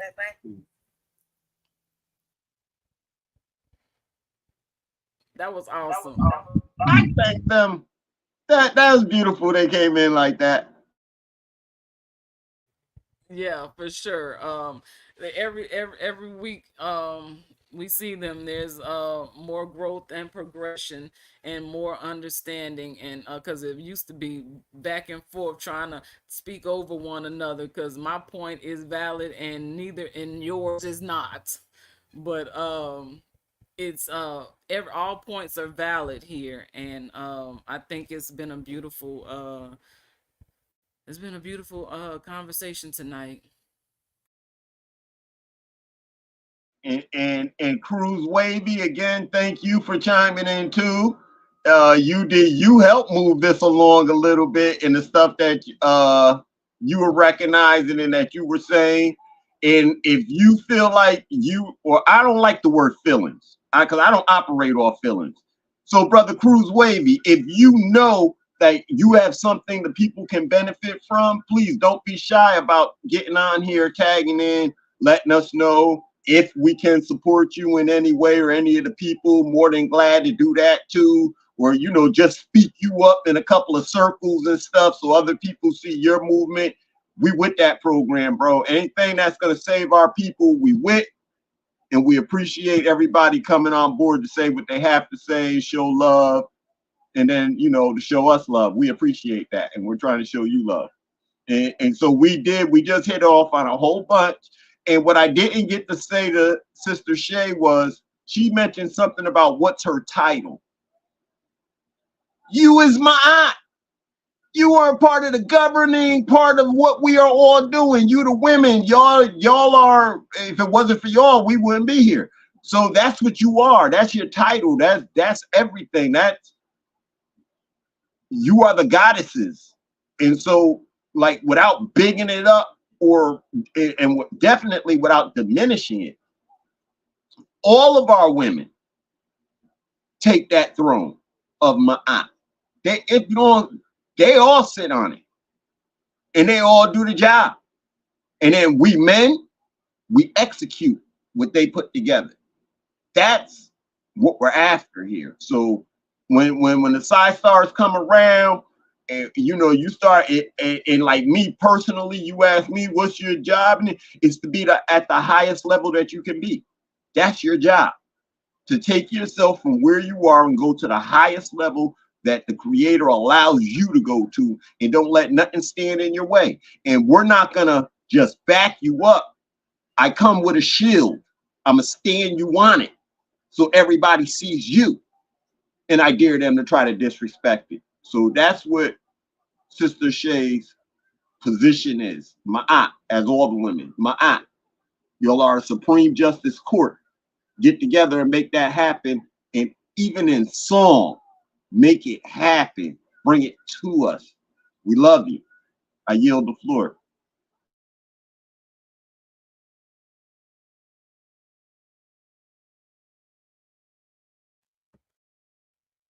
I'm over here taking notes because see, we got work parties coming, and it's time, right?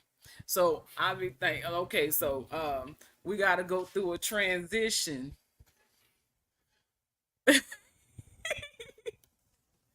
And so I'm writing notes because every time we get off, or every time we have a get off of here or have a conversation, outside of this, the conversations that we have offline be like next level stuff. I don't know why we're not recording when we having these conversations, and so it is imperative that all of our communication is documented and recorded because it is all relevant to going forward and our growth and development and the information that we are producing to make it an easy transition into understanding.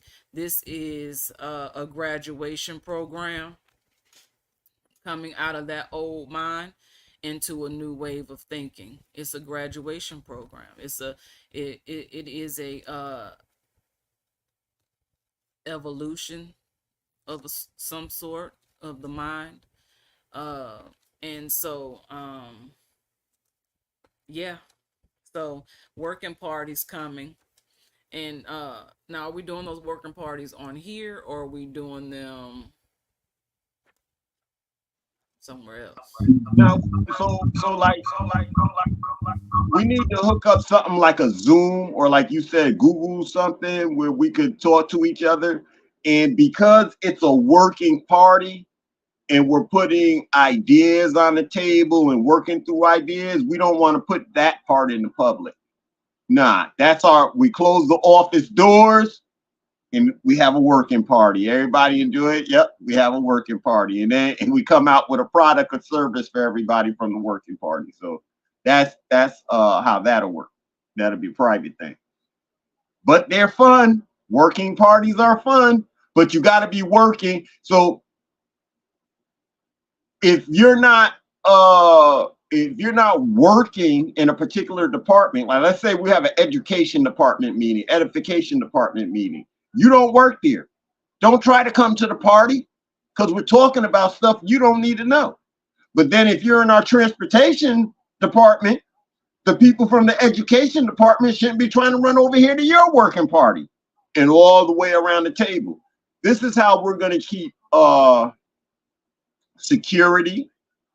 This is how we keep, like, there's certain information that everybody don't need to know. And then I'm able to say, well, only 3 people knew that. How did it get on the table so soon? And all 3 of them can't tell me they didn't say nothing. One of you did. One of you had to, because it was only the 4 of us there, and you 3 were responsible for it. So somebody spoke out of turn. Oh, listen, this whole thing about our private life in the religion and all that, that's one thing. Then there, a very thin line becomes public. And this is one of the reasons why when it comes to the Moorish science temples, they really drive me crazy, because y'all got one little part right, the church part. The real part that's going to save us, y'all don't even want to focus on, because it's going to force you to give up certain things that you're getting right now, maybe even your dues. Maybe you're not the head guy anymore because somebody else came in and now this side star is now in charge. Oh, Prophet Noble Drew Ali didn't say none of it, but we know the women can. See, this ain't the church. The women can and will run more science temples better than some of these brothers are doing. So I'm not the one to let it be hidden. I'm going to put it all on the table. If you don't like me, tell me you don't like me. And then, because a brother did go on air this week, and he said something like in his title, how you going to unite with other people? How you going to be a Moor and unite with other people without uniting with the Moorish temples? Because ain't you the one who told me to forget about uniting the sheiks? You're the one who told me to forget about uniting the sheiks. That's why I ain't worried about your temples. If the sheiks ain't going to unite, you think I'm going to stand here and keep telling y'all stuff? Or I'm supposed to come to you and give you all my ideas about what we're about running a government and what, so you can implement it and then keep me off to the side like you've been trying to do? That ain't going to happen. I came, I spoke. I came, I saw, I conquered. I came, I saw, I conquered. I spoke to you. Y'all didn't want to do it. I didn't bother you and your group. I kept going. I kept going. And now I have my own. And I told you I would. I told you I wasn't going to stop. So none of you should be shocked as Moors, as sheiks running some of these temples. You shouldn't be shocked by seeing me and what I'm doing. I told you I was going to do it. I told you I didn't even want to talk to you. I'm talking to the people who's sitting on your seats, on your floor. That's who I'm not talking to you. You already said you a sheik, the grand sheik, the chairman and all. You already ordered that. What's your people? Are you using their talents correctly? I can tell you no. How I know? Because this government ain't built yet. And that's when I get an attitude. That's when I'm going to get ugly. That's when you're going to see the nastiness come out of me. And then you, oh, brother, that's not what Prophet Noble Drew Ali taught. But Prophet Noble Drew Ali said, I gave you everything to save yourself. What do I have to do? Kill you now? Huh? So don't tell me about no ugliness from Prophet Noble Drew, because that's an ugly statement right there. What I got to do? Kill you? That's an ugly statement. But think about it now. Now work it inside your mind. Think about what the prophet was saying. I'm not letting none of you stand in my way because of who you think you are, because of money. None of you. I'm not scared of none of you. And I hate saying it on this thing. I'd rather be in your face. And there's a few brothers here from New Haven, Connecticut, who will tell you don't want to sit in a room with him talking about anything we're supposed to be doing. They'll tell you that. Because when you sit there and you start gaming, I'm going to tell you that. I'm going to let you know. And then I'll threaten you. And me and you can bang it out in that room because nobody else going to know, just us, right? So then I'll threaten you in that room. And if you want to take it to the next level, we go to the next level. When we come out of this room, guaranteed I'll be in charge. Guaranteed. So don't come around here playing and don't act like because we say love, truth, peace, freedom, and justice, don't act like brothers ain't serving each other when they need to serve each other. Out here stealing in the prophet's name, telling people you can get them out of jail when you can't, got them sending you money that you don't need, that they don't have, but they sending you money hoping they get out of jail. And, well, we need to do something for our people in jail. Stop stealing from them, period. We can do that. Because you really can't do nothing for them, can you? That's why they still sitting in jail 5 and 6 years later. Told y'all, when I came out here, I was listening to the sisters first. And all I heard was sisters complaining about, oh, these brothers, all they want to do is sleep with us. They don't want to do that. Then I met a couple of the sisters. And when I talked to them, I realized they didn't know what they was talking about as far as being a Moor. And they're telling me your names as the brothers that they was with. And you don't know our lessons? I got to start from page 1 with you? You don't know that being a Moor is political, social, economics? You don't know that as a side star when I meet you? Then what was them brothers around you doing? So when I say I don't trust them and I don't like them, that's the reason why. Led you down the wrong road. I yield the floor. I'm going to take a couple of deep breaths. Yeah, because you did. You went in.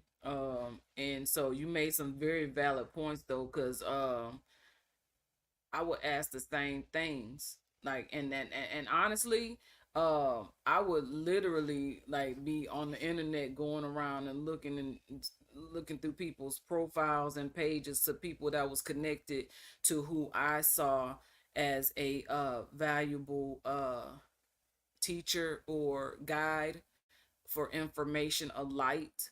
And so that song, Who's Speaking the Truth, I spoke the truth on what I knew to be true.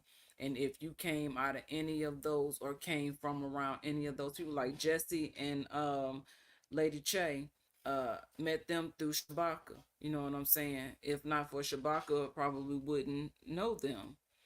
And so it goes on and on. Met different people in that way. But see, I always get thrown off when I go trying to explain something that I said. What was I talking about, please? I was talking about the lies and stuff and all the dirt within the Moorish science temples. And then when you first came on, you were saying you understood. You understand what I'm saying?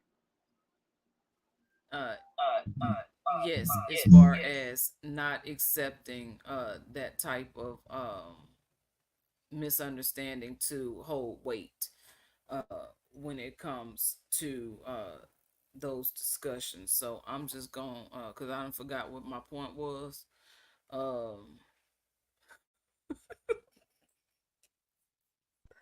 Please, so we can tap out.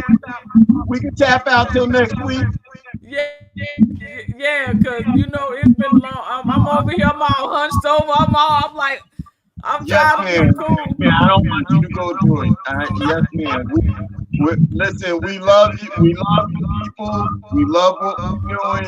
And you don't need to go the extra mile, sister. And for those who don't know Sci Star, I'm gonna tell y'all right now. Some people say a diamond in the rough. No, she's a diamond. And some people have just blocked her shine. She's already done. She's already like set. She's straight. She's straight with her children. If any of you brothers feel like you could enter her life and then you think you're going to be a problem in it, I am leaving Connecticut to come where she is to remove the problem for her.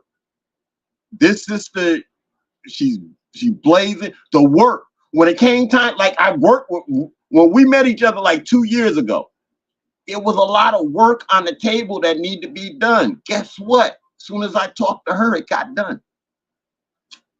With all the other people that I talked to, it didn't get done. Soon as I left one day, we talked, we left. I came back and a particular document we needed done was drawn up when I got back to the house. What? So in 24 hours, she can handle 5 years worth of work. Ooh, does anybody understand what that means? In one day, she'll handle 5 years worth of work. And these are the type of people that everybody wants to align themselves with. But if you come in and you're already jealous and hating on her and all of that, you're not going to get that type of service because you haven't earned it. You haven't shown that you're worthy of that type of help and that type of assistance. You have to humble yourself around certain people. And this Psy-Star, people really need to humble themselves and not think like I'm a walk. I didn't think I was teaching her. I said a couple of words to her and she started teaching me. I said a couple of words and without knowing everything that I knew, she started saying back to me everything that I knew. Where'd that come from? Then she told us the journey and things she's been through. Oh, that's why you're already complete. Or if anything, the only thing she need to know is she got soldiers standing next to her. When she barks an order, it's going to get handled.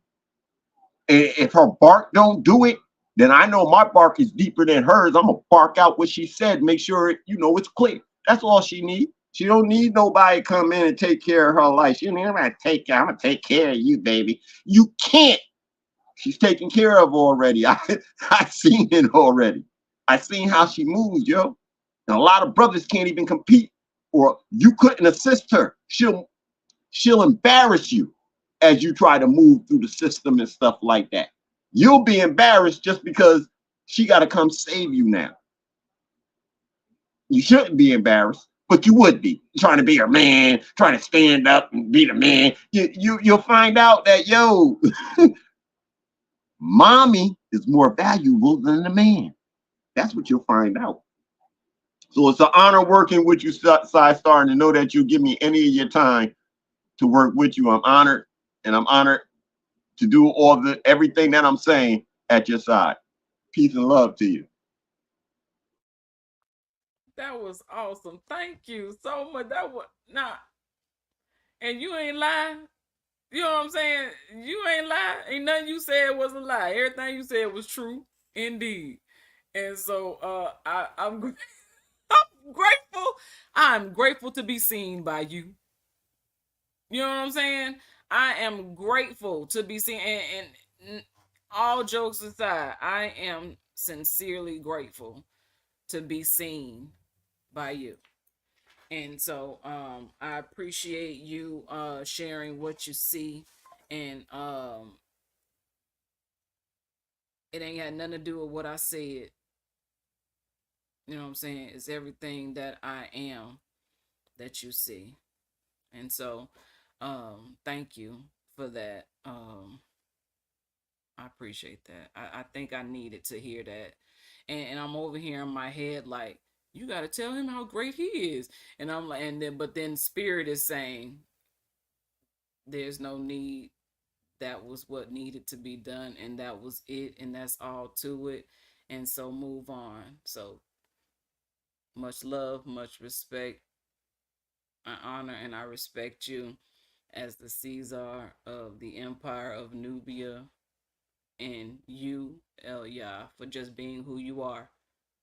Not just to me, but to those in your surrounding areas. So thank you so much for being who you are and for continuing to come here and have these dynamic discussions that we have here. You know what I'm saying? And so I enjoyed tonight, and I did not think that I would, honestly. And not that I didn't think that I would, but I just thought I would be in so much pain it would be unbearable to just, but I'm gonna feel it later. But since we've been on here, I have been well, and I'm glad that I showed up and continue to show up. So thank you, and thank everybody for joining and coming on to view, and Cruise Wavy in the comments here, who brought so much to the conversation. So thank you, those who come now and later. Just be sweet about it. Y'all have a good night. So we doing the thing. Let me get it. I ain't have it prepared. I got you, because there's always, it's a new wave of thinking. Welcome to a new wave of thinking.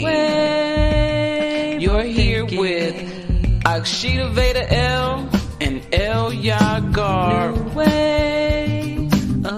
It's we the people of the Empire of Nubia.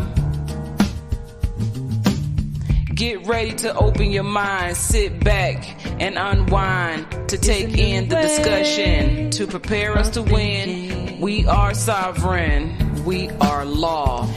We coming with concepts here that are fundamental building blocks, focusing on principles, thoughts, and beliefs. We're here to shake you up, to wake you up. Islamism. The masses is suffering with temporary mental illness of cognitive dissonance. Open up your mind. We are speaking from experience. It's various perceptions while we maintain effective communication in the lines of respect. Our thoughts become connected through human cognition, which is the process of acquiring new information and understanding based on personal experience and relatable topics of discussion. We are the currency of the know, knowledge, wisdom through love, bringing peace, justice, and truth as we gain freedom. Freedom in the mind. Open up your mind. Freedom of the mind. It's divine. To be one in unity, togetherness, you and me. We become we, and we are the change that we want to see. It is our time now. Wave of thinking. So come and get ready as we bring a new wave of thinking. It's a new wave of thinking. New wave of thinking. No, for real. Hold on. Hold on.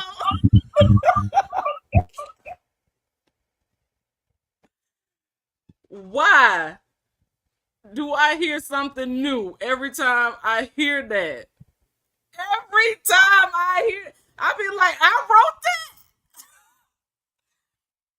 Let me tell you, I heard the beat, and I don't know what took over me. I just started writing, and it came out like that. I had no idea what I had no idea. You hear me?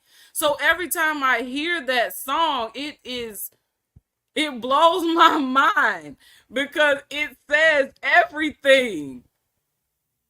Even the 18 episodes. This is episode 18. Episode 18. After every single show, that song entails something about our conversation, and it solidifies the energy coming in and going out. And I'm amazed, because the greatest part about that is we're come here to do this every Thursday, and that is your creation and mine. And it's mind blowing right now. And I was just having a moment, and I couldn't just get off of here and not share the moment publicly, because I blowed myself. Over here, like, oh, in a different place with it. The currency of the no. I love that. Cognitive dissonance. Oh, we're deep in that. Yeah, every week it represents a part of what it is that we're going through and what we're dealing with within the show. Yes, ma'am. Every week. Every week. Yes, ma'am. It's been real, people. We love you. Let these side stars get some rest. I think I'm gonna go play my guitar for another hour, and then I'll be ready to crash out. Maybe, I don't know. Maybe I'll work on my football game. I don't know. But Side Star, I appreciate the love. Appreciate the love. Much appreciate the love, Side Star. We doing this. And we're in a place where 2 years ago, the people we started with wouldn't even believe we're here. And some of the people who are still basically connected to us can't believe we're still going. So thank you. Honors to you. Likewise. And guess what? We out of here, because if we don't get off now, we're never going to get off. So guess what? We out of here. Peace out.